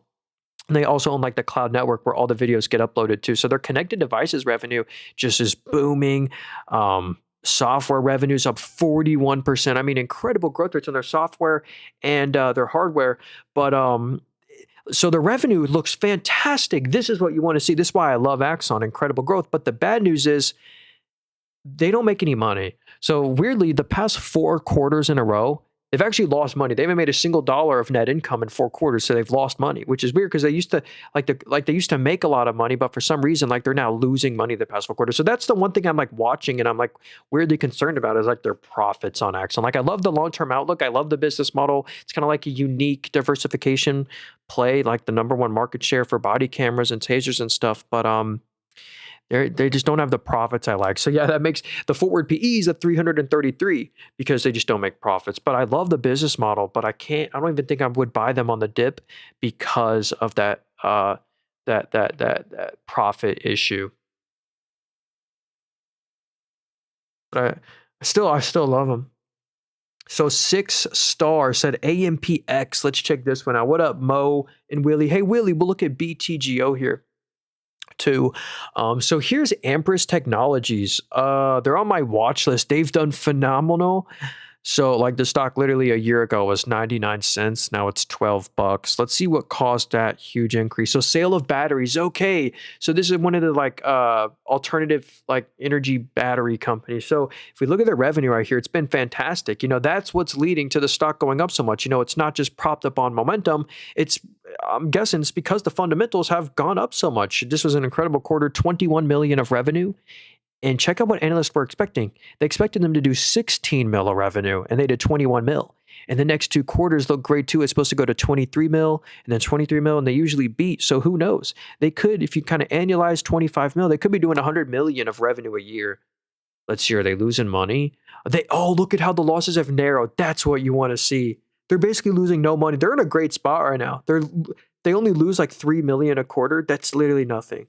Like, that's great. So I can totally see why this stock has done so well. If you're looking for it's really small, you really wouldn't want to trust a lot of money in this name. Deleveraging their balance sheet, yeah, that's great, their balance sheet too. But I'd keep this one as a small size position, but I can totally see why they've done so well and the momentum sustained because the fundamentals are there and the forward growth. Palantir, should I sell? What time do you usually stream? Hey, I stream every Sunday at this exact same time. So if y'all wanted to follow button, stream every Sunday this exact same time, and I stream usually every day. Around this time. So if you wanted to follow button, I appreciate that. I sell nothing. I have no course, book, WhatsApp, or I have no coaching. I'm just on here giving my opinion. So none of this is financial advice. So here's Palantir. Oh, and then Credo. Yeah, hey GL, for sure we'll do Credo for sure.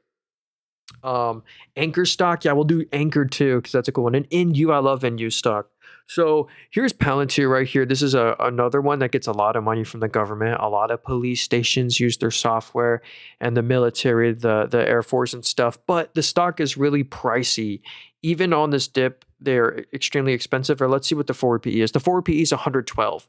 It's a big increase. This is great though. It's going from 215 to 112. So that's a massive, PE is getting cut in 50%. So they're having this year's great growth, which is great.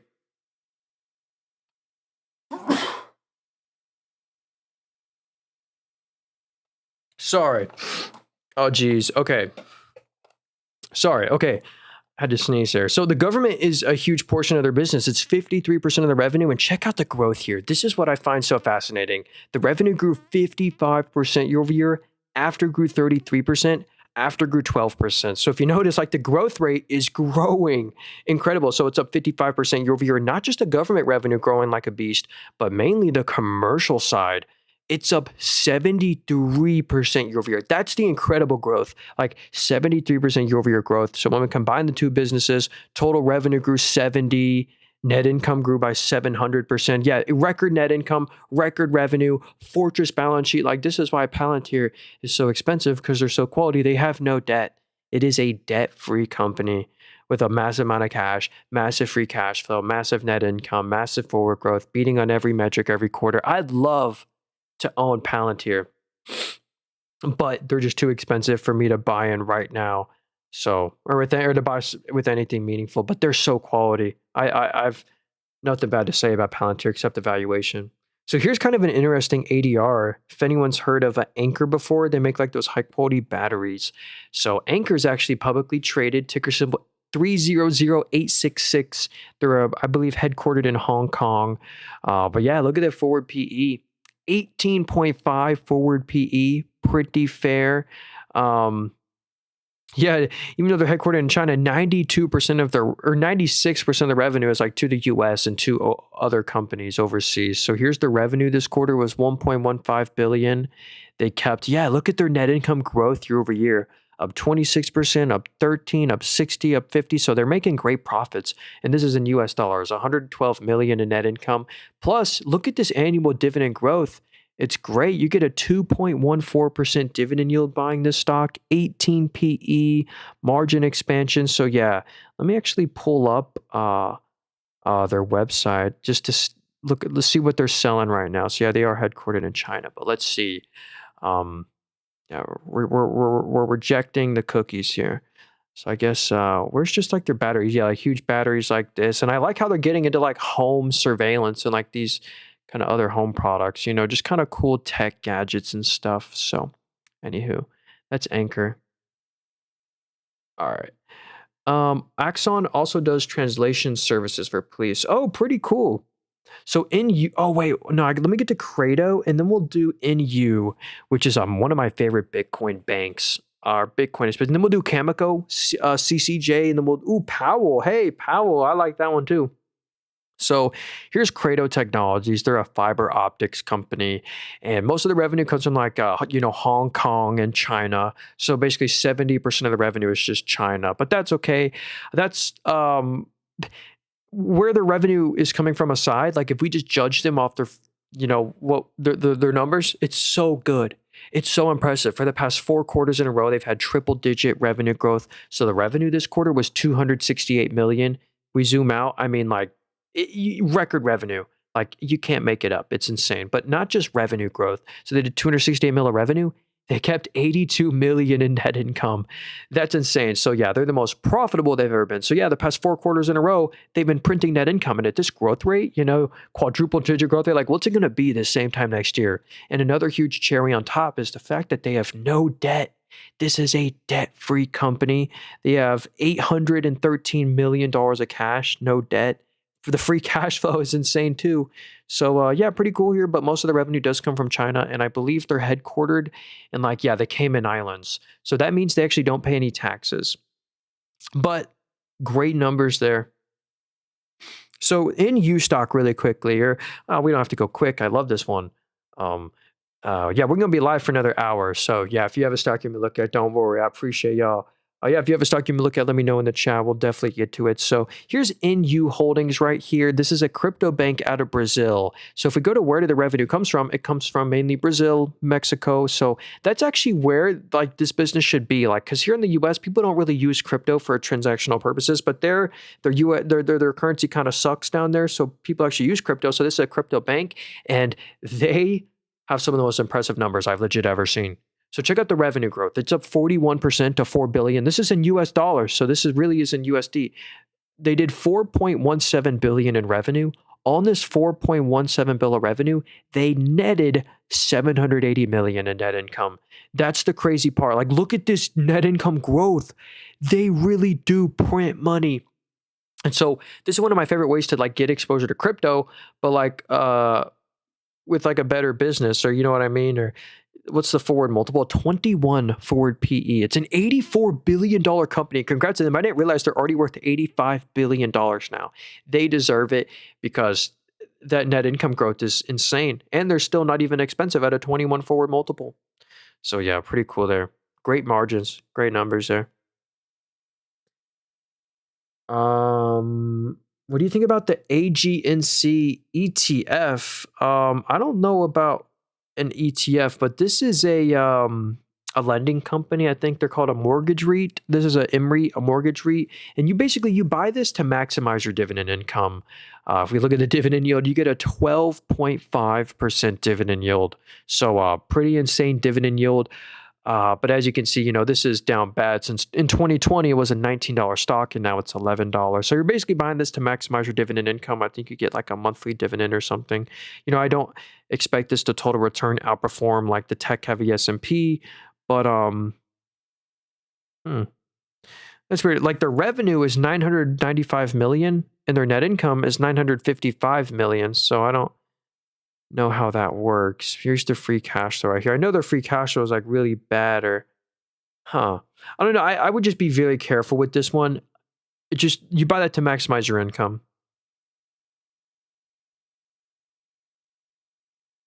I bought Palantir for Christmas. I bought Waste Management for my brother. Hey, that was nice of you, Looney. But yeah, what's up, Busted? Yeah, AGNC ETF. I'm not sure what you mean by ETF. But yeah, breakdown of SoundHound. Yeah, so sadly, Um, and then we'll look at BTGO. Sorry, Willie.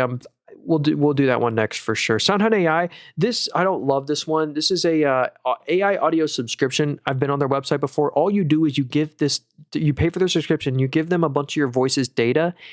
They store it and stuff, and then they replicate your voice. So you just give it a bunch of text, and then it'll say that text in your voice. So it's just like a voice replicator, a subscription model company. If we look at their subscription revenue right now, this is the metric you pay attention to because it is soaring. It's up 78% year over year after it grew 3,700%. So basically it went from zero, like a nothing burger, revenue of 400K. And now this quarter it was 34 million. Subscription revenue is all reoccurring. So, and at this growth rate, what's their subscription revenue going to be this same time next year? So that's a great question to ask. But I just, I can't buy this one. I mean, because of the fundamentals or like the moat here, like I don't know how that's going to be in 5 to 10 years from now. I feel like Apple, there's already this setting where it can replicate your voice very well for free. And like there's other websites that do it for free. So I just don't love this one. And they're storing all this stuff on their cloud and they're losing 50 million of net income a quarter, but they do have the top line growth. Like the revenue's up 67 after grew 89. So they have the top line growth, but I just don't love the long-term thesis. NVIDIA used to actually own the stock. NVIDIA sold the stock on this day right here. It went from $15 to like $10 on that day, but NVIDIA no longer owns them. I would just be so careful. I'd keep it as a super small position if I still wanted to own them. But yeah, you watch that subscription revenue growth. So BTGO, and then we'll do SoFi. Oh, SoFi. Yo, I love that one. So this company just IPO'd. So I wish I could give you more thoughts on this company because they just IPO'd. So we're not going to get too much data here. So yeah, when we go to the revenue right here, we only have 3 metrics of data because they just IPO'd. But wow, it says the revenue was 5.8 billion this quarter. And they did make profits on that. I guess 6 million of profits on the 5.8 billion. Is this like I don't know what this company is. Provides crypto custody solutions. So it's some sort of big crypto platform called BitGo. Maybe someone's heard of that one before. But it just IPO'd, some sort of crypto platform. I wish I could give you more thoughts on them, but they just IPO'd, so there's not any data we can really look at there. So that I apologize there. If you got another stock you can look at, let me know because I feel bad. And Mondra, you still here? We do Cameco too. Let me do SoFi real quick. Anchor is amazing. They got into Costco. Oh, hey, shoot. I didn't know that. So here's SoFi. I actually do own this one, so I might be a little biased here, but I love this stock because they have real good fundamentals. So if you're a shareholder of SoFi, the metric you want to watch is actually this right here, their financial services. It's now 43% of the revenue. I remember this used to be a way smaller segment back when I bought it 2 years ago. No analyst expected this sort of growth here. Like look in the middle, these year-over-year growth rates. Revenue's up 76%.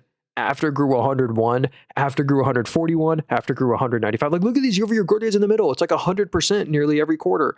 So just no analyst expected that growth, and it's just done wonders for their bottom line. And we can see the analyst expectations down here. It's the orange line, and every quarter for the past 3 quarters, they beat on revenue, and they beat on net income, which is EPS. So that's why I think people are starting to really take SoFi serious. They're making a couple $100 million net income a quarter, just over $100 million net income a quarter, and the revenue is just up and to the right. So the fundamentals like really are increasing. So the stock gets rewarded.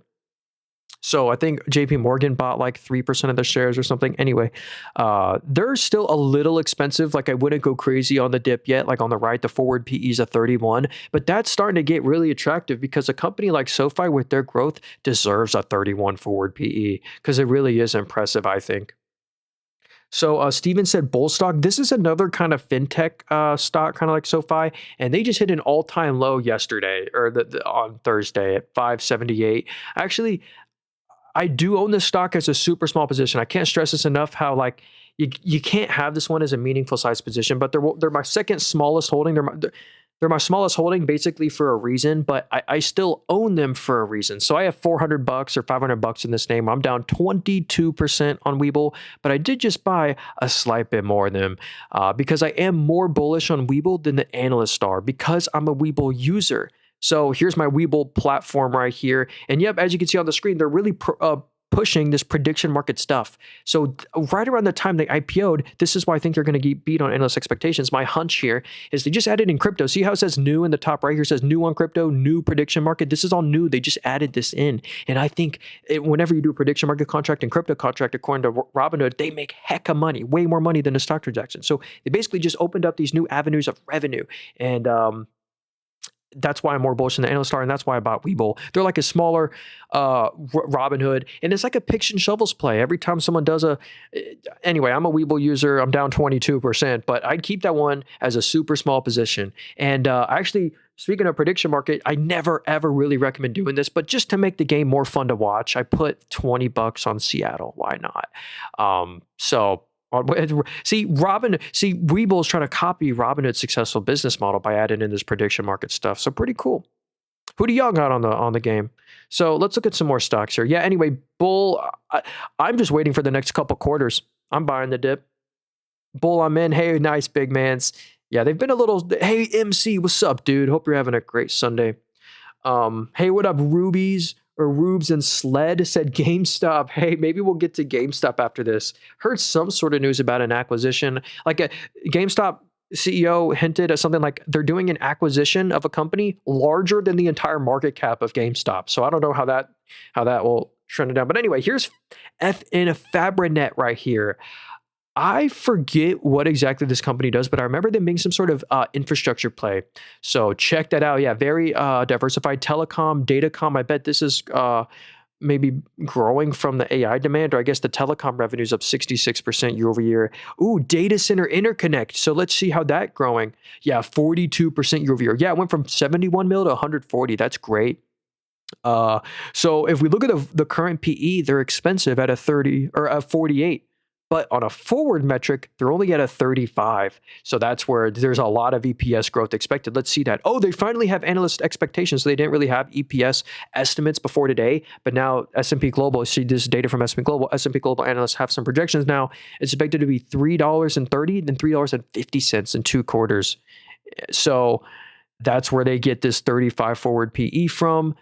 Pretty interesting. Yeah, check out that revenue growth. That's impressive. Wow, record revenue this quarter. So the stock, again, it's not just at an all-time high because of momentum. They're at an all-time high because the fundamentals are at an all-time high. And that's why we're spending so much time looking at the numbers, because that's what moves the stock in the long run and either justifies the momentum or sends the stock to an all-time low like a Lucid.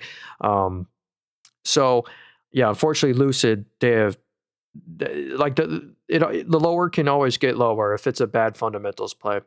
So, hey, Ruby said Duolingo. I mean, let's try Duolingo too. And I want to get to the precious metal. So GameStop really quickly. This is one I just don't love in terms of the actual fund. Like, you're not buying GameStop because you like movie theaters, or like you're not buying them for the movie theater business.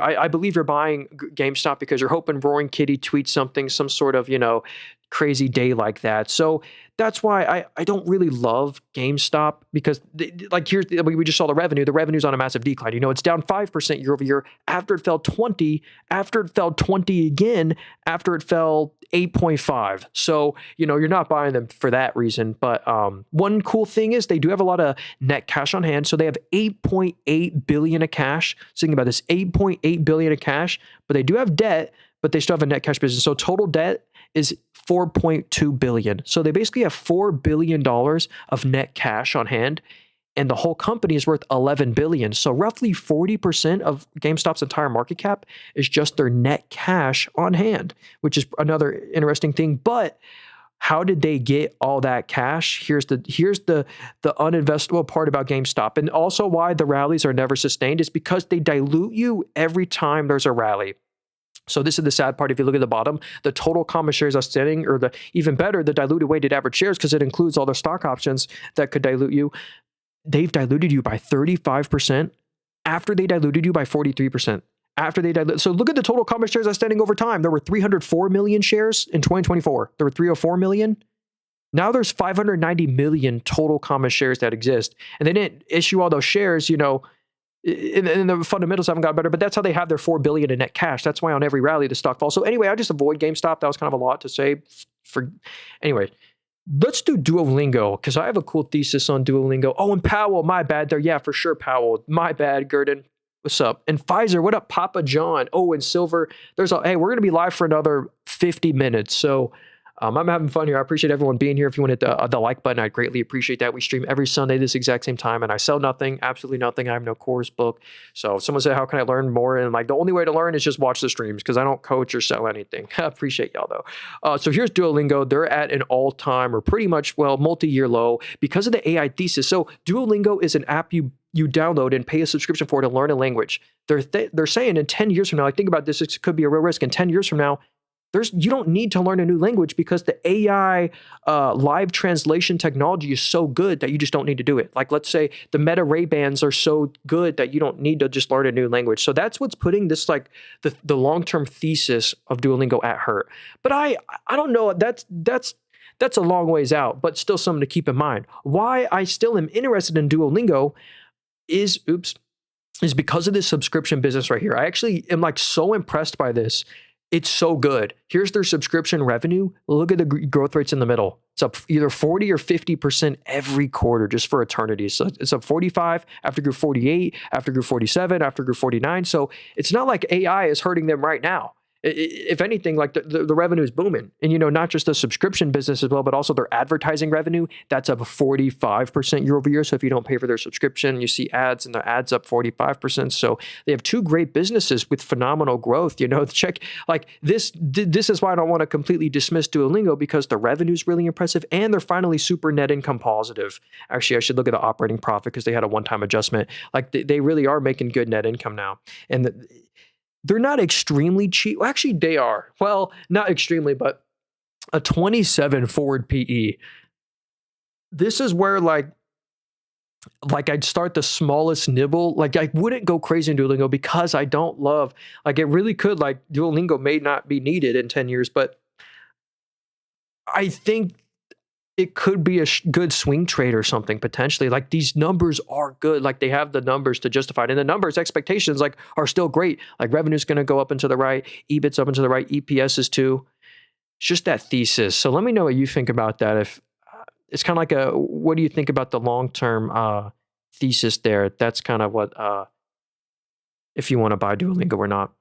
So let me do Pfizer really quickly. This is another one where you kind of buy to maximize your income. So if you didn't know, Pfizer stock, believe it or not, this is kind of crazy. Pfizer is the same price that it was back in 1998. So if you bought Pfizer back in 1998, it's the same price that it is today. But I actually think they're actually a decent dividend play if you're just trying to maximize your dividend income. So they have a 6.3% dividend yield. I do believe this 6.3% dividend is sustainable, but here's kind of the bad news. Again, you get the 6% dividend, but historically, like no stock price appreciation, or potentially if you bought like it up here, like negative stock price appreciation. So the total return just does not keep up with the S&P 500. So if you're like young and have a lot of time, like this isn't the asset to buy, but if you just want like sustainable income, I do think it should give that. So if we just look at the EBIT right here, actually they had to have a funky one-time adjustment ruining this whole thing. Well, here's their before tax number.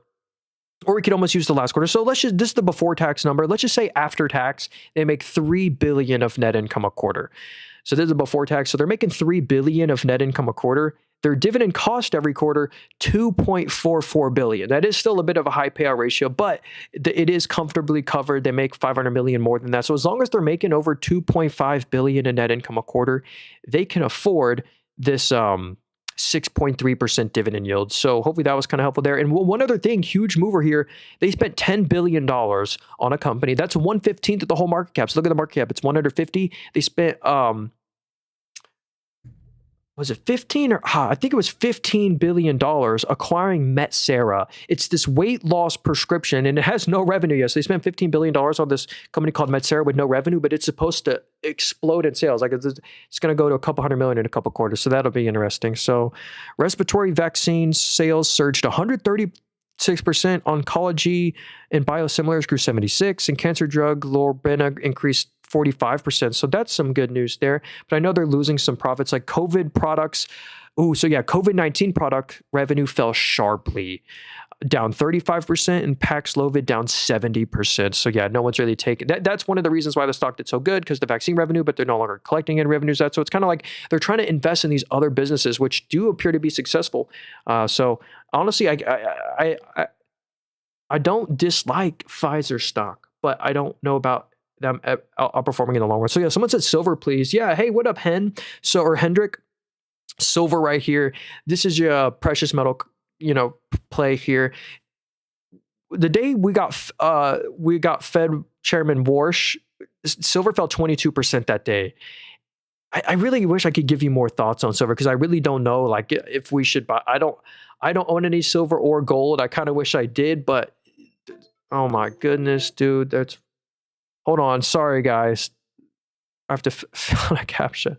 Sorry if the stream went out for 5 seconds there. TikTok said it was AFK. But anyway, yeah, silver. I don't know if you should buy the dip on this one. I'm not an expert on silver. I just know whenever there's like geopolitical stuff and it's like a safe haven asset.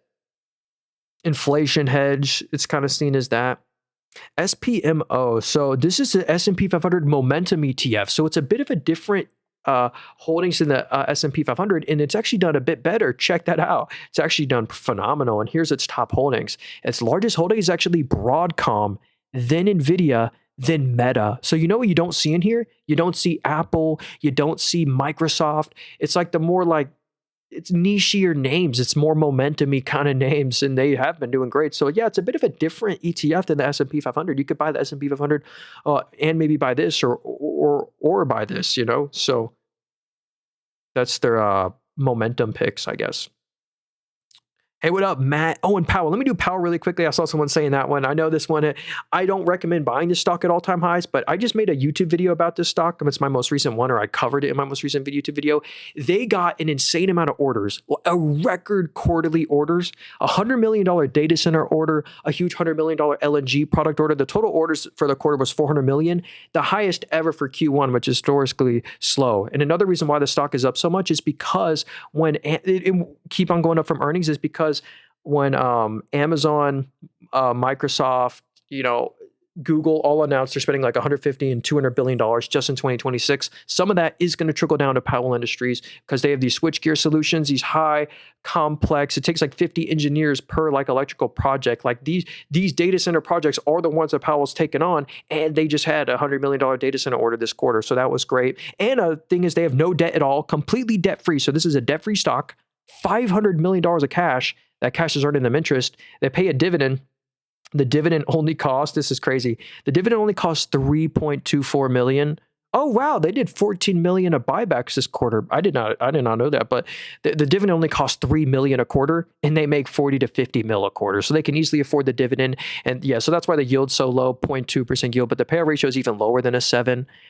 But expensive forward PE, but I'm pricing in like if they got a $100 million data center project this quarter, whoa, what's it going to be in these next few quarters with these high CapEx numbers? So yeah, I have so much good news to say about Powell Industries. If you want a little bit more of my thoughts on this one, I just made a whole entire stock portfolio update on my YouTube channel. Oh yeah, if you want to support me, that's the best way to just subscribe to my YouTube channel. It's called Nathan Robert, Linktree and bio. You can just type into YouTube Nathan Robert. I stream on TikTok and YouTube.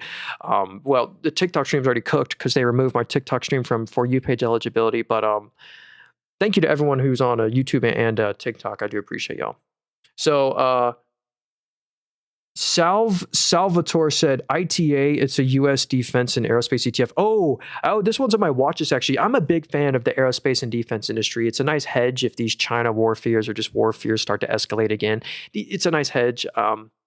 And you get good dividends on a lot of these, like GE Aerospace. This I like that this is 20% of this entire ETF because this one I have so much trust in. Irreplaceable, commercial engine servicing portfolio. Raytheon, dude, with Collins Aerospace, in Raytheon 2, like I love Raytheon, and you get a good dividend. Even if you buy this one at all-time highs, you get a 1.4% yield. So actually, I'm just a big fan of the whole aerospace and defense industry. There's some I'm not a fan of. Like I do not like Boeing. I think Boeing's a terrible buy, it's just not a good buy in the long run. Like they have, if we zoom out on their net income, they had a one-time adjustment this quarter. I'm like, look, it says they made $8 billion in net income. They didn't actually. Total one-time adjustment. They actually lost $800 million. So Boeing hasn't made a single dollar of profits since the pandemic. All they've done is lost money since 2020. Like this is what you're like. They used to make consistent profits. 2017, good business model. Pandemic hit, boom. Ever since then, they're losing hundreds of millions and billions a quarter. Like it's insane. So yeah, that's why Boeing is way below its 2019 price. But that one's a bit different because it's like airplane. But okay. Check out Oklo nuclear stock. Patriots, Zeta, please. Oh, hey, 19. Remind me to get to Zeta. I'm a little behind and it's going to go away in the chat. So remind me to get to that one, please, if you want me to, or if you have a different stock. So Oklo, this is a nuclear play. Out of all the nuclear stocks that exist, I actually, sadly, I feel bad saying this, but I would not buy Oklo. If I'm like looking for a great nuclear stock to buy, never sell for the long run, Oklo would be one of my last picks. This is a startup, an SMR. They make these small modular reactors. If you didn't know, there's only 2 working small modular reactors in the world. None of them are in the US, and this company isn't expected to make any revenue till 2030. So this is basically a complete startup with no revenue. Like, click on revenue, it says no data because they've never sold anything, not a product or a service. They lose money every quarter. But it was founded by Sam Altman, so that's why there's a lot of hype around this one. You know, the OpenAI guy, Sam Altman, he was the CEO. He stepped down as the CEO, and this is a nuclear company, and oh, look at that. All the insiders are selling right now. But if I was looking for a great nuclear stock, the best one, in my opinion, is ticker symbol CEG, and it's on a dip too. So if you like buying something on a dip, this one's a better one, in my opinion. This one right now already owns 30% of all the US's nuclear reactors. This is the largest and purest play for nuclear energy. There isn't even a close second. Maybe VST would be a second, but and like Berkshire Hathaway Energy, but CEG is the number one nuclear play that exists out there. And I own this one. I'm totally biased, and they're cheap. You know, they actually have revenue. They're at a 23 forward PE. So they have these fully amortized, fully paid off nuclear plants that just print money every month. So I own them. I'm up still like 30% on them.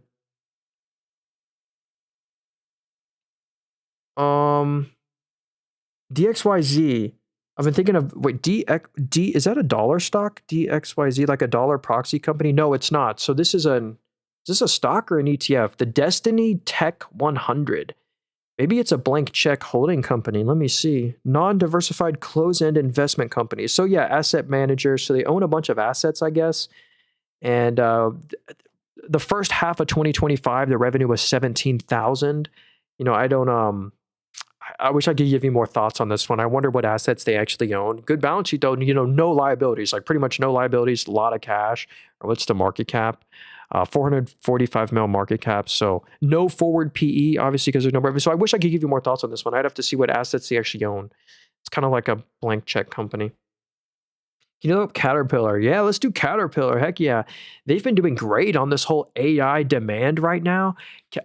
The whole spending from Amazon, Google, like for these data center projects should only benefit Caterpillar and what's the other one? Maybe a bit of John Deere and United Rentals. But yeah, Caterpillar, 7% day for a boring industrial. Yeah, these have been really leading like to a lot of the S&P 500 gains, like these industrial kind of boring or stocks. So they're expensive, but it's because they're at an all-time high. They're at a 32 forward PE. It's not nuts. I mean, 32 forward PE. I like how diversified that they are. You know, energy and transportation's a lot of the revenue. Then the construction industry, these big machines, and the resource industry, so mining companies. So nice diversified stream of income. And look at the net income they make. This is an after tax, easily 2+ to 2.5 billion of real net income a quarter. And you get a dividend, a 0.8% dividend yield, safe payout ratio, but it's really the future EPS projections that are really good. And check out how they beat this quarter. Analysts expected 445.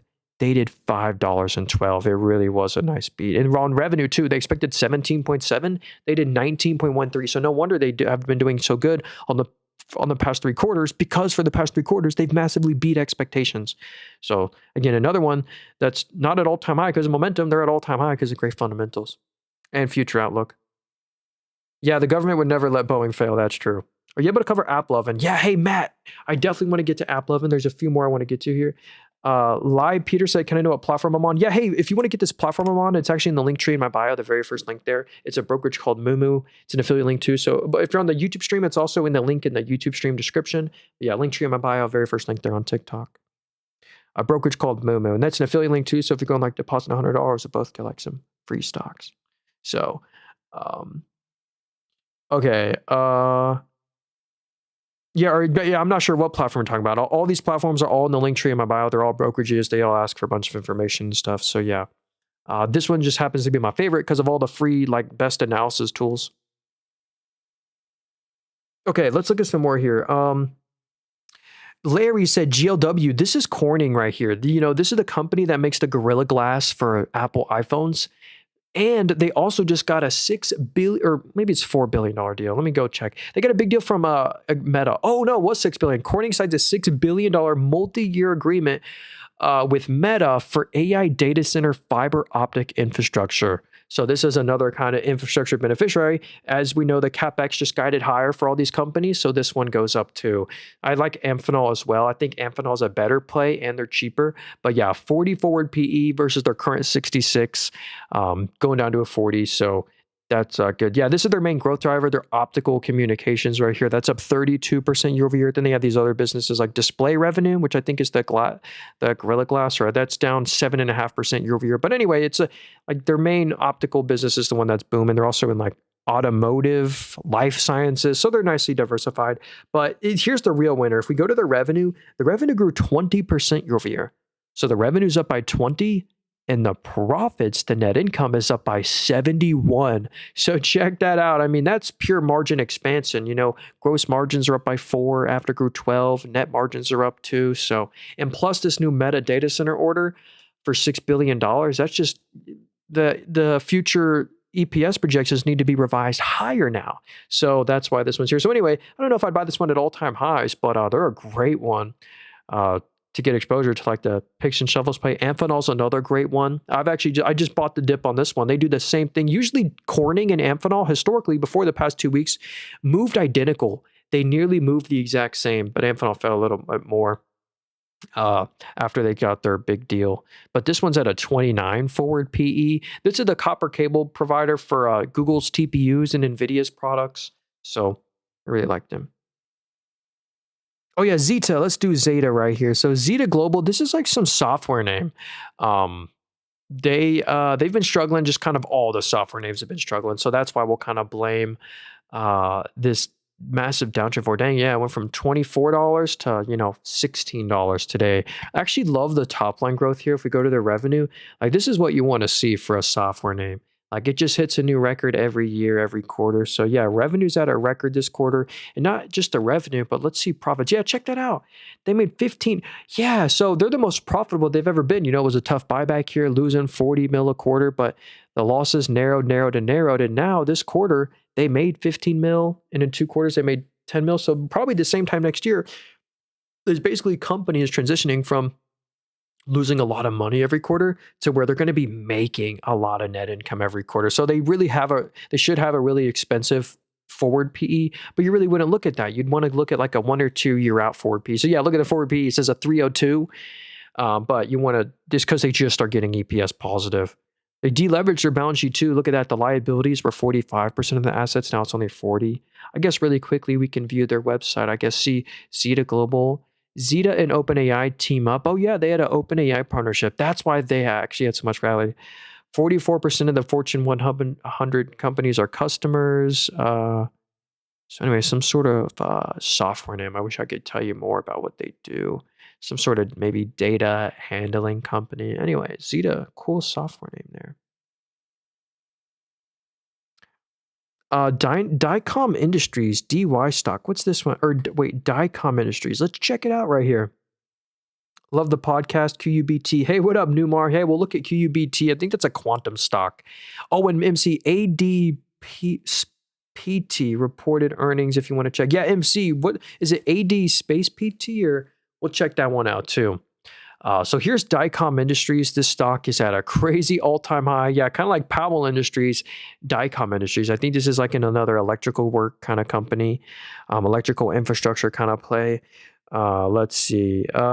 Yeah, service include engineering, construction, maintenance, installations, services, underground facilities, locating, utilities. Okay, so maybe they're getting a nice tailwind from data centers. So the revenue grew 14% year over year. So revenue's up 14, and the profits, and this is true, the net income is up by 52% year over year, and it really did grow 48% year over year. So yeah, the margin expansion here has been very impressive. Oh yeah, remind me to get to AppLovin too. I definitely want to still get to AppLovin. And yeah, the expectations are good. Revenue's going to get to $1.66 billion. That'll be a record. It's never even been close to that before. It was $1.45 billion. It's going to go all the way up to 1.6. It's going to be really impressive. And EPS too. They've been beating on EPS the past 3 quarters in a row. So no wonder this stock is at an all-time high. And like they gap up on earnings this day.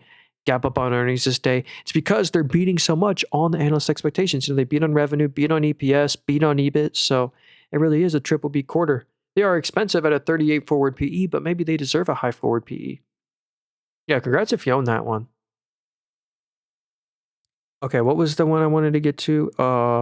Oh yeah, AppLovin. Yeah, Matt, let's do AppLovin really quickly. So this is a phenomenal name, not financial advice. I would put on your watch list. Like they have incredible growth, and they're at like a cheaper valuation than SoFi. If we look on the right, the forward PE is a 30. They super deserve a 34. Well, actually, they deserve a higher multiple. I think this could stretch up to like a 35 forward PE. That's where it should be, or even higher because of how growthy it is. But check out the revenue. The revenue grew 68% year over year. So the revenue grew 68 and it's 1.4 billion. Out of this 1.4 billion, they kept 835 million. So that means their net margin is a 60%. It's incredible. Like it was already great at like a 40, 50%, but to grow it to a 60% is just nuts. The free cash flow is at a record. Like there's a reason this stock has done so great, and that's because all the fundamentals, the free cash flow, the net income, it's all at a record right now. And it's not just at a record this quarter, it's expected to keep on hitting a record. Like look at the EPS this quarter. It's a record $2.45 on the right. So it's $2.45. Next quarter is going to be $2.95 and then $3.15. So that's why I love AppLovin. They deserve a higher than a 30 forward PE in my opinion. That's why I'd put them on the watch list to potentially buy the dip on. They fell on the news of like Google releasing Google Genie, which isn't even like a competitor because they're ad tech. But let's check out QUBT really quickly. I think this is a quantum computing stock. So yeah, I'm not too big of a fan of the small like niche or quantum names, or just because like if we go to the revenue right here, it's just really tiny. Like the revenue was like literally like 380,000 this quarter. So 380,000 of revenue, losing what were they losing? Losing 10 million a quarter. So it's tough. Like in my opinion, it's tough to justify a 2.1 billion valuation when your revenue is just like 300K or what's it expected to be. So I guess next quarter is supposed to be 312,000 and 400,000. So I like ticker symbol Dave. It has a lower market cap. They're worth like 1.5 billion, and they literally make 40 million of net income a quarter. Like if you like QUBT, I think you'd love Dave. I think it's a safe buy. Anyway, I just sadly wouldn't buy this one unless you're looking for some sort of fun short-term swing trade or day trade. I wouldn't. I don't think this is a good long-term buy, never sell as the best quantum play. There are other quantum stocks I like a lot more. Obviously, they're not pure plays, but like a Honeywell, even a Google they're going to be they have the money and the talent to be the industry leaders and squeeze all the other quantum names. And that's what I'm scared for these quantum names for. So I sadly don't love that one. Nope. Is ADPT ignore the space? Oh, okay, it's all good. Let's check out ADPT. Oh, they're on my watches. Adaptive Biotechnology. So they've had a nice rally this past year. Like went from $5 to $15 today. So they do minimal residual disease. So that's great growth. That's phenomenal. It's up 51% after grew 51. So they're on a streak of growth on their main business, their minimal residual disease revenue. And then they also have this immune medicine business, which, whoa, it just popped up this quarter, 314% to 37 million. So when we combine both of the businesses, yeah, revenue's up 51 and they're they've significantly narrowed their losses. So revenue was 71 million and they only lost 13 mil, but look at these year-over-year growth rates, like it narrowed by 60%. And even last quarter, they made money. So that's great news. Like maybe by the same time next year, they're actually going to be consistently making net income every quarter. So that's why I think this stock has had such a massive rally from its lows, because they're actually going to get to profitability really soon. And the growth has just been immense. Like that was incredible growth on both businesses there. I don't know if they did an acquisition to get to some of that growth. Maybe we can check down here. No acquisition. So anyway, actually, I can see what I like that one actually. Pretty cool name there. Buy the dip on ServiceNow. Hey, what's up, Luffy? We looked at ServiceNow a bit ago. Remind me, and we'll get to them in a little bit. Let's see here. FME, That's the ticker symbol. What is this one? Let me know. Are you talking about Future Metals NL? I can't find that one. I don't think you're talking about this one. This one's only worth 24 million. If that is the stock you're talking about, I'd be super careful with that one. But I could not find that stock. I did try and look though. Oh yeah, Cameco. This is my favorite uranium play. If you're looking for exposure to uranium, this is my number one favorite, most quality uranium pick. But it's almost unbuyable at current prices because it's so expensive. There's like a few different things here. Like they no longer have any revenue from China because they suspended all their China revenue. But now this is a Canadian uranium company. So the US is no longer buying Russian and Chinese uranium. We're now buying uranium from Canada and the US. So we're trying to source our uranium locally, and that's straight to the benefit of Cameco. And because that's you get a lot of revenue from uranium. So and they have like the best like numbers I've seen. Like there's a lot of other uranium stocks out there that exist. This one has the most consistent and like best profits in my opinion. The only other uranium stocks I like are LEU and UEC. Those are the only other two uranium stocks. But this one's by far the most quality. You get a small dividend too, very small dividend. But it's still too expensive at this price. But yeah, I'm really bullish on uranium because of nuclear right now, because nuclear plants, we're opening up new ones. Nuclear's in more demand than ever in the US, and that's to been, uranium fuels that. What's this one? Kasun said WYFI. Oh, and Microsoft. Paul said Microsoft. I actually want to do Microsoft after this. Oh yeah, Cummins is major diesel engine. Yeah, we'll look at CMI too. This one doesn't show much yet. Biotech phase 1, Zax. Oh, hey, what's up, Larry? Pally. We'll check out Pally too before I go. So here's White Fiber. I've actually not, well, they're on my watch list, but they're very small. They're only worth $700 million. So just beware. I wouldn't have it as a major size position simply because they're only worth 700 mil. But they're a cloud company. So there's Amazon Web Services, there's Google Cloud, and then this is like a pure like smaller cloud play. So they 91% of the revenue as I guess their cloud services. Maybe it's not a cloud provider, but I don't know. The revenue growth is good. Again, they just IPO'd, so there's not too much data here, but the revenue grew 64%. They made 20 million and they lost 15 million on that. But that's no big deal. They have, look at this balance sheet down here. That's a great balance sheet, no debt at all. Well, wait, let's see how much cash that is. So they actually have 166 million of cash and the whole company is worth 700 million. So like 18% of what you're paying, the entire market cap is just their net cash on hand. So yeah, cloud services. I like my cloud play as AWS and Google Cloud, but I guess this one's maybe like a really small one. Bit Digital is the largest shareholder. Isn't that like a Bitcoin mining company? Maybe this company was a Bitcoin mining company, but converted. Maybe this company just owns a bunch of GPUs in a data center. Yeah, co-location and cloud. Yeah, that sounds like. So it might be another one of just like those companies, like a smaller Iris Energy, a smaller CoreWeave, something like that. So CMI, oh, wow, let me do CMI, then we'll get to Microsoft. I like this one as a dividend growth stock. They actually have a really good dividend. So they're at, they're kind of like a CAT. They're at an all-time high right now, this industrial play. And even though they're at an all-time high, you get a 1.3% dividend. Not too shabby. And the forward PE is pretty cheap. Like, even though this stock is at a crazy all-time high, the forward PE is a 22, which like isn't crazy. So yeah, distribution, engine, components, power systems. So maybe they're a bit of a defense play as well. Yeah, the power systems is up 18% to a record after grew 17. So that's phenomenal growth. And here's their net income right here. Yeah, great net income. Like easily like 500 million to $1 billion a quarter. So and the revenue growth hasn't been crazy, but it hasn't been crazy on John Deere or Caterpillar, but it's the future expectations that are good. So yeah, revenue's up 1%, net income's up by 5%, so they grew margins, so that's good.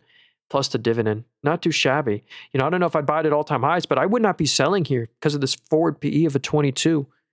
Yeah, it's really the future EPS growth because they're, supposed to go to $6.50. They beat on revenue, so pretty nice. All right, here's Microsoft right here. This is one of my favorite stocks of all time to like buy right now. I can't believe how cheap Microsoft, Amazon, and Meta are. I love all three of those stocks right now. I wouldn't mind buying any of those. And hey, thanks MC again for the 3 lightning bolts. I don't know if you just did that, but I don't think I thanked you for that. But anyway, Microsoft on the right, I cannot believe it. Quality Microsoft on the right is at a 22 forward PE. I mean, I don't think it can go much lower. I mean, how much lower can this forward multiple go? I don't think much lower. I think we're near the bottom. And the risk to reward to buy shares of Microsoft looks really attractive. Now, financial advice here, because the main businesses are still booming. Like, here's their software business. They've been basketed into a software play because they are a huge software play. Think of Excel, OneDrive, Office products, all that subscription. That does over 120 billion of annual revenue for Microsoft. So that's incredible. 120 billion of annual revenue there. And not just on that business, but also their intelligent cloud. Their Azure cloud also does over 100 billion of annual revenue. And it grew 28% year over year. Nice growth. And if we go to their bottom line, this is the most impressive part. They pretty much make 30 billion of net income every quarter. It's so good. It's so safe, so consistent. That's why you can't bet against Microsoft in the long run. You get a dividend, a 0.9% dividend. They raise their dividend every year, 22 forward PE. And you get exposure to AI and a lot of these other great businesses. And there's one thing being questioned is how much Microsoft is spending. They are spending 30 to 35 billion a quarter on AI and investments on open AI chips and all that. So they're spending a lot of money, but like every Mag 7 is right now. But anyway, Microsoft 22 forward PE. I think that's just so great. It's a steal of a deal. I'd go ahead and buy it at current prices. So Larry said PALI stock. It's some biotech phase 1. Okay, let's check it out. Palisade Bio. So yeah, so they're at an all-time low. Yeah, they're only worth $240 million. So do be aware that's a very small market cap, only worth $240 million. So yeah, we click on revenue right here. It says 0 because I've never sold anything. They're still in, trial phase or phase 1, like you said. So I've never sold anything, and they're not expected to make any revenue anytime soon. But if they, have some successful trial result or FDA approval, something like that, that'll send the stock up. But you just have to be so careful with these because it's either a hero or a zero. And I don't usually like buying the ones that just have no revenue. So that's why I haven't looked in this one, but I just keep the allocation super low because they really have no revenue right now. And let's see net income. And well, they're actually good. They don't lose that much. They're only losing $3 million a quarter, but they have no assets anymore. 6 million of total assets, no debt, or I don't know about that, but no revenue. So I'd be so careful, but potentially it could, with some good results. APH is also a government defense company. Not really, no, not much, not anything significant comes from the government or defense, but they do have a nice aerospace and defense. Actually, well, they kind of do because I sell a lot of cable, undersea cable and stuff to the Navy but it's not that much of the revenue. I think it's 10% of the revenue is aerospace and defense kind of products. But they do have exposure to that. You're right. Wait, VST owner, weather out. Check. Oh, hey, do you say you want me to look at VST stock? And real quick, someone said LAM buying tonight. LAM? Let me know, are you talking about Lam Research when you say LAM buying tonight? Or maybe you're talking about Lamride Resources, or I don't know. Let me know. I'm probably talking about Lam Research, but I don't know. Bit Digital IPO. Let's see here. Mangle said PLAB. Is that Planet Lab or no? This is Photronics, okay? Actually, they're at a pretty close to all-time high. Congrats if you own Photronics. So they reported some earnings that were really good. I don't know what this company does. Let's go figure it out. So integrated circuits. Yeah, I bet that is in demand right now. So integrated circuits and flat panel displays. So yeah, check this out. Analysts expected 204 million revenue. They did 215. And analysts expected 44 cents of EPS. They did $1. So yeah, it really was a triple beat quarter. They had a nice beat on EBITDA as well. So they're already profitable. That's the cool thing about PLAB stock. They really are making net income every single quarter. So it's not like some crappy company, but look at the sales, the lifeblood of the company, the revenue. That's really not what you want to see. If you kind of look, it's kind of declining single digits, but maybe it's showing a trend where maybe we'll go back to positive growth. But maybe that's why this stock, um, or well, yeah, great balance sheet, man. I mean, they have no debt, $588 million of cash, making net income every quarter, and the whole company's worth $2.2 billion at an 18 forward PE. When you do an X cash multiple, 20% of the market cap is their net cash on hand. You know what? For fun of it, I'll put them on my watch list. Thanks for that one. They actually have some surprisingly good fundamentals. I can see why they're at this multi-year high right now, because the fundamentals are good. 18 forward PE, that can maybe stretch up a little higher. Who knows? TTAN is super undervalued, in my opinion. TTAN down like 55%. About to go big. What do you think? It's a great software play. HVAC grew 25%. Well, let's check it out.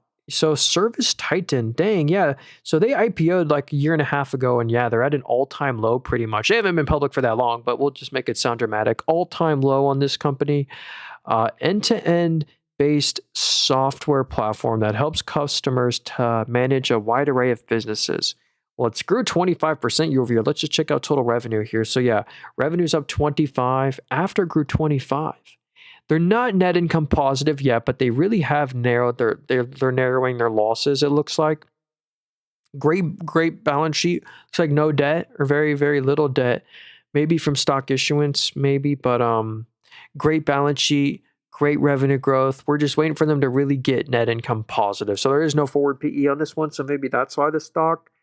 Well, one of the reasons why the stock is falling is because every software stock is falling. They've been just sending them all down. But yeah, they've been beating on their numbers. They beat on revenue. They actually lost less EPS than expected, which is good. And they beat on EBIT. So, I didn't know they had an HVAC business. Let's see. Field service activities required to install, maintain, and service the infrastructure of systems of residents and commercial buildings. Service Titan, the number one software for commercial and residential trades. So yeah, maybe they are like an HVAC kind of residential software. Well, you know what? I'll put them on the watch list because I am a fan of software like that. Thanks for that one, Crypto. I appreciate that. Your favorite cybersecurity plays? That'd probably be PANW. PANW is my favorite cybersecurity play. They're super quality. They're on a dip right now. They're a subscription model company. So look, 55% of the revenue is their subscription business. And check out the growth in the middle. It just hits a new record, every quarter. And the great news is they're already net income positive. If you go to net income, they're printing, a couple $100 million of, they used to lose money every quarter. But now they had a one-time adjustment that one quarter, but they print net income every quarter. I think they're trying to acquire like CyberArk right now. Yeah, look at that. Palo Alto Networks acquisition of CyberArk expected to close in Q3 of this year. Pretty cool. So yeah, that's Palo Alto Networks. They should bring even more growth with that acquisition. I think CyberArk used to be public, or they still are. They are a stock. CyberArk, CYBR. So yeah, this is the company that's being acquired by Palo Alto Networks. Let's see how their revenue is going. Yeah, they have great revenue growth. So all this revenue is now going to be added to Palo Alto Networks. All right. Thanks, my friend. Have a great day. Seahawks 30. Hey, thanks, Larry. I appreciate you. Hey, I never recommend really doing prediction markets, but this time's an exception. I think it'll make it more fun to watch the game. I put $20 on the Seahawks, and if I win, I only win $28. But it's kind of a good. It doesn't sound like a crazy return because the number's so small. But if like that was a stock, your stock goes from $20 to $28. It's a great return. But yeah, just to make the game more fun to watch, I put $20. But yeah, hey, I can't wait to watch the game. We finna order some pizza. Finna get a Hawaiian pizza. Extra Hawaiian. Okay, let's see. CEG, please. Ooh, so CEG, this is Constellation Energy. I'll be quick about this one because you already kind of went over them. But CEG, this is the number one nuclear play. If you're looking for exposure to nuclear, this is the best stock out there to do it. So they own 30% of all the U.S.'s nuclear reactors right now. And one of the reasons the stock is falling is because the administration is trying to like put price limits on how much they can charge for customers because they don't want these data centers being plugged into the grid. They don't want it to raise prices for consumers. And so that's just they're proposing something right now, and it's just kind of been down on that momentum. But I don't know what's going to happen with that because if we look at their forward PE, CEG's cheap. They're on a dip and they're cheap in my opinion. Well, here's the numbers. The forward PE is a 23. That's great. Like that's fair. That's very fair for this stock right here. And they're the number one geothermal play in the world that exists. They own the geysers. It supplies 20% of the entire California's clean energy from this one geothermal plant, which literally these geothermal plants is where there's like these geysers where steam comes out of the ground. They harvest the steam and then sell it, and then they refill it and do it over again with the waste. It's like a really cool process. Let's look at a few more here. Sorry, I actually have to go in 10 minutes, but we'll look at a few more stocks here. If you guys got any last minute ones, we'll definitely check it out. By the way, if you want to hit the follow button, we stream every Sunday this exact same time, and we stream every day. So I appreciate that. If you want to hit the follow button, hit the like button, I appreciate that. I sell nothing. I have no course, book, WhatsApp. Yeah, watch out for people impersonating me. I'll never follow you, DM you, nothing like that. But we'll look at a few more here before we go. I got 10 minutes. Or 12 minutes. So someone said NUE Nucor. Wow. So this stock has done very well. I actually forget what they do. Are they an oil and gas? So they're a steel mill play. Okay, so this is a steel play. So if you're looking for the exposure to the commodity of steel, let's see. They have a great bottom line. So even though it's way down, like, wow, if we get another 2022 environment, they were making $2 billion plus in net income a quarter. It's gone down as the commodity has normalized, but they still, out of all the steel stocks that exist, I remember this one now, out of all the steel companies that exist, this is the best one to buy. I think maybe it's Steel Dynamics. Steel Dynamics, STLD might be decent too. But this one is good because look, even though the profits are way down, it's still really good. They're still making a couple $100 million of net income a quarter, and you get a dividend, a 1.15% dividend. And I don't know if the tariffs onshoring of construction should bring a boom to this stock. I don't know. But yeah, they own a bunch of steel mills, and it's a commodity kind of steel play. Oh, look, a State Farm Mutual Fund owns 10% of all the stock. I think, is it STLD? That's the other one I like. Yeah, Steel Dynamics. Yeah, look at this one. Whoa, look at the difference. So that other stock was not at an all-time high. It was pretty much at all-time highs. It was close to it. This one's at an insane new all-time high. It's another kind of steel play. Yeah, steel operations. They also make a couple $100 million a quarter. There you go. Two cool ones for you. I appreciate that. Ooh, Hood cheaper than SoFi. Is that true? Maybe on a PEG ratio or forward PE? They're right around the same forward PE. Yeah, that's so crazy. I own both of those. I'm a big fan of Robinhood and SoFi as like small positions. They have such great growth. What up? Good time. What's up, man? Just subscribed, first time live. Hey, thanks, One Busted. I really appreciate that. Yeah, I'm live every Sunday the same time. CIEN, please. Let's check it out. CIEN stock. You never went over VST. Oh, my bad there. We'll look at VST next. I'll for sure get to that one. And now I'll get to APLD. I think NVIDIA is a shareholder of APLD, and we'll maybe get to ONDS if I have time. So those will be the last ones. So here's Ciena, all-time high. So congrats if you own this stock. You're definitely up on your money. They must be some sort of AI beneficiary or networking platforms. That business right here, that grew 21% year over year. So it used to be in this negative growth environment, but now it looks like it's back positive. It was $1 billion of revenue. It's never been $1 billion before. So this was a great quarter, $1 billion of revenue there. Let's see, did that beat expectations? Yeah, for the past 3 quarters in a row, they've beaten on their revenue, slight miss on their EPS, but beat on their EBIT. So maybe it was a one-time adjustment. So revenue's up 20. The profits are still a little low. Like it just isn't a crazy amount of net income. But last quarter, 50 mil was good. Yeah, so it used to be like a lot more consistent in 2021, 2022. So maybe but that's so weird. Like the stock is like done incredible, but we haven't seen like the fundamentals get that much better. Like to justify that much of a stock price increase. Maybe it's the future demand. Yeah, okay, look at this.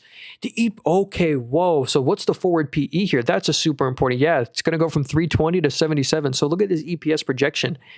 It's literally going to be 6 cents of EPS. It's going from 6 cents to 85 cents. Yeah, next quarter is supposed to be 71. I don't even think it's ever been close to that before. Yeah, look at this. If we zoom out for many years, it's never even been close to 85. It's never been 85 cents before. So it's actually, we figured it out. Why is the stock having such a crazy rally? It's because of the future expectations for the next couple quarters. There you go. Pretty interesting there. So what was this next stock? I forgot, but let's just get to APLD. Oh, VST, no, VST and then APLD. So this is Vistra Energy. This is my second favorite nuclear stock. They own around 5 or 6 nuclear reactors. Constellation Energy owns around 33, but they own around 5. They're like second place. So they're also cheap at a 14.9 forward PE. That's a pretty fair valuation. Like if you look on the left, it looks expensive right now, 53, but you look at its forward earnings at a 15, which is pretty fair. So yeah, obviously they're right. It's because they had a one-time adjustment since they lost money that quarter. So that's why the right now PE looks so high versus the forward PE. But yeah, this is another kind of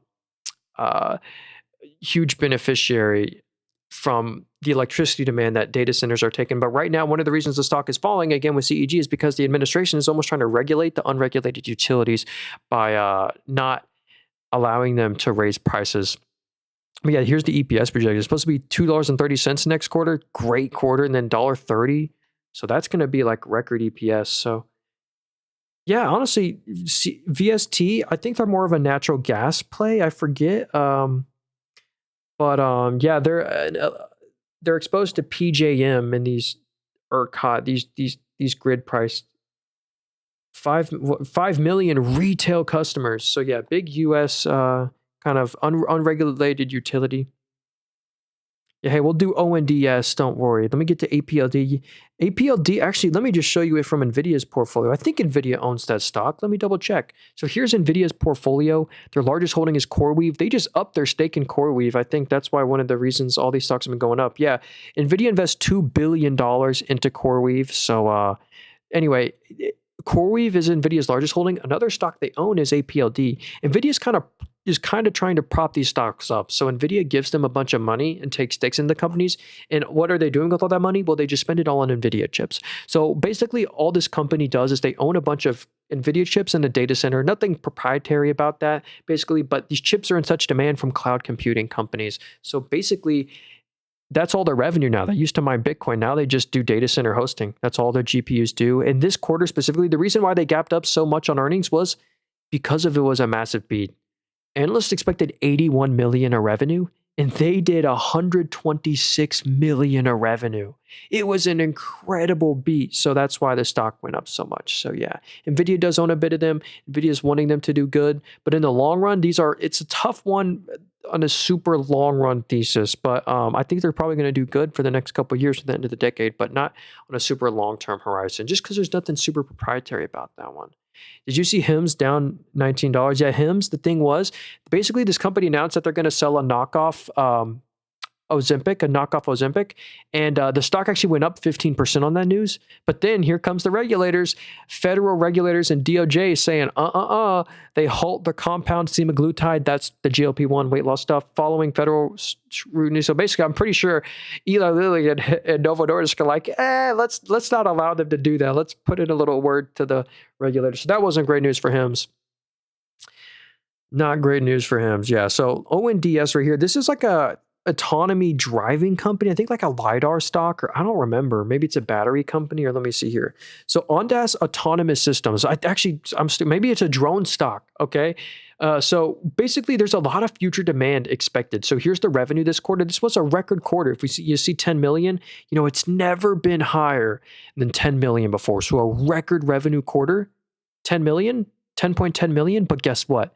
Next quarter, analysts are expecting the revenue to be 27 million and then 28 the quarter after. So basically, if you're a shareholder of this one, you want to hold this one through next earnings report. Like there's a huge emphasis on the next quarter because it's really like a huge transition to the whole business model. Revenue is going from 10 to 25 million. You annualize that, it's over 100 million of annual revenue for Ondas. So that's what you're really watching. Oh, it's a drone play. Okay, cool. So this is a drone stock. All right. China's printing out these drones really cheap. So oh, great balance sheet though, probably from stock issuance. Yeah, so they just, diluted you by $450 million, but they have a fortress balance sheet. Yeah, now they have $450 million of cash on hand versus $2 million before that. So basically they diluted the life out of the shareholder to fortify their balance sheet, but it saves them from any chance of bankruptcy because they're losing 10, 15 mil a quarter. They can easily afford that for like the rest of the time. And with these revenue growth, they're in a good spot. So yeah, you're watching the next earnings report, see if they can beat on that 27 mil of revenue. Now that would be interesting. So anyway, IBM. Okay, IBM is the last one here. IBM stock. This is a great dividend growth company. They actually have not been falling with the software names, and the software names have, they're like, 45% of the revenues, they're software, and they haven't done too bad. And what's really cool about IBM is the yield you get. If you look at the dividend, you get a 2.25% dividend yield with IBM. Not too shabby. A 26 forward PE, so that's pretty fair, A 26 forward PE, that's like it's like an S&P 500 multiple. Software revenue grew 14%, led by hybrid cloud automation and data solutions. Infrastructure revenue increased 21%, driven by a 67% growth in IBM Z mainframe systems. Consulting revenue grew 3%, so not too shabby. That forward PE looks very good, a 27 forward PE. It's probably because they had a one-time adjustment. Yeah, so it says like they made $1 billion that quarter when they really made more. I don't know. This quarter, they did have an adjustment. It says they made $5.6 billion. They didn't actually. They only made around $4.2 billion, but it was still a great quarter for them. Deleveraging, which is good a little bit. So anyway, yeah, IBM's great. It's a nice dividend growth name to fair valuation. So let me end this with a quick portfolio update. And I'll say, if you want to support me, the only way to support me if you wanted to is just hit the follow button and hit the like button and subscribe to my YouTube channel. I'm trying to build up my YouTube channel, subscribers over there and my viewers on there. So the best way to support me is just watch the stream from YouTube. You can rewind it. It'll forever be on YouTube, because TikTok already removed my For You page eligibility. So the viewers are just cooked on TikTok. But anyway, I appreciate everyone that's here. Here is my Robinhood portfolio. It's also known as my dividend-only account, because every stock in here pays a dividend. Google, McDonald's, United Rentals, Meta. Most of these are like dividend growth companies, though. And here's my total percent change in every stock. So luckily, we are green on every stock in here. And I did put a prediction market contract in for the fun of it. I put $20 on the Seattle, or on the Seahawks for fun. So just to make the game more fun to watch. I think that's in a couple hours or 2 hours or something. So that'd be fun to watch. And then we have a Roth IRA. It's at like an all-time low right now. We started this almost exactly a year ago, and it is just not done great. We're trying to bring the growth back. So here's our total percent change in every stock in here. It's kind of like a mixed bag. And then my favorite portfolio, my Moomoo account. This is known as my buy and never sell portfolio, where once I buy a stock in here, I never sell it. So we're just going to diamond hand it. Are you going to stream later? I don't think I'm going to stream later since the Super Bowl, and I don't know if people are going to be active. I might just be busy tonight, so I don't know if I'm going to do another stream today. But dang, we've been live for 2 hours and 30 minutes. So I've been having a lot of fun here. So yeah, this is my Moomoo portfolio. We stream every Sunday, this exact time. But yeah, somehow, year to date, we're up 21% year to date. What caused us up to be 21%? Most of that's from Powell Industries. They're up 90% year to date. I mean, I don't know how, but this stock is up 90% year to date to an all-time high. Beneficiary of the huge CapEx spend from Google, Amazon. Comfort Systems as well. This is another one that hit an all-time high because of the CapEx spend. And what's cool about this, like, I would be up a lot less if I didn't have the strategy of never sell. Like most sane people, like if you're up, like whenever you're up 100% on a stock, you maybe trim a little bit. You're up 200%, you trim a little more, 300% a little more, but not in this portfolio. We're diamond handing, not trimming, not selling anything. And then finally, we have our Webull account, kind of like our risk on portfolio, which has not done well. On the top left here, we're up 8.65% all time, not great. So yeah, here are all our holdings in here if you're curious. I got like AMD, Disney, Southern Company, Progressive, AbbVie. I really like AbbVie as a dividend play. Reddit, in my opinion, is at a 27 forward PE. I'm about to do a whole video on Reddit and some other names, because I think Reddit is really a good deal right now. If they fall a little lower next week, if next week's a red week, I will be buying Reddit. Just a lot of people think this is meme stock, but oh, hey, my bad there, Michael. Yeah, I just am now ending the stream, but I appreciate everyone that's here. I hope you guys have a great rest of your day. Happy Sunday. Go have fun in the Super Bowl. That should be fun.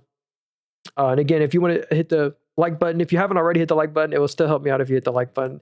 And we'll be live every Sunday, this exact same time. And we stream every day, so I'm sure you'll catch me another day during the week as well. So see you. Thanks again. Appreciate y'all. Sorry, Michael, that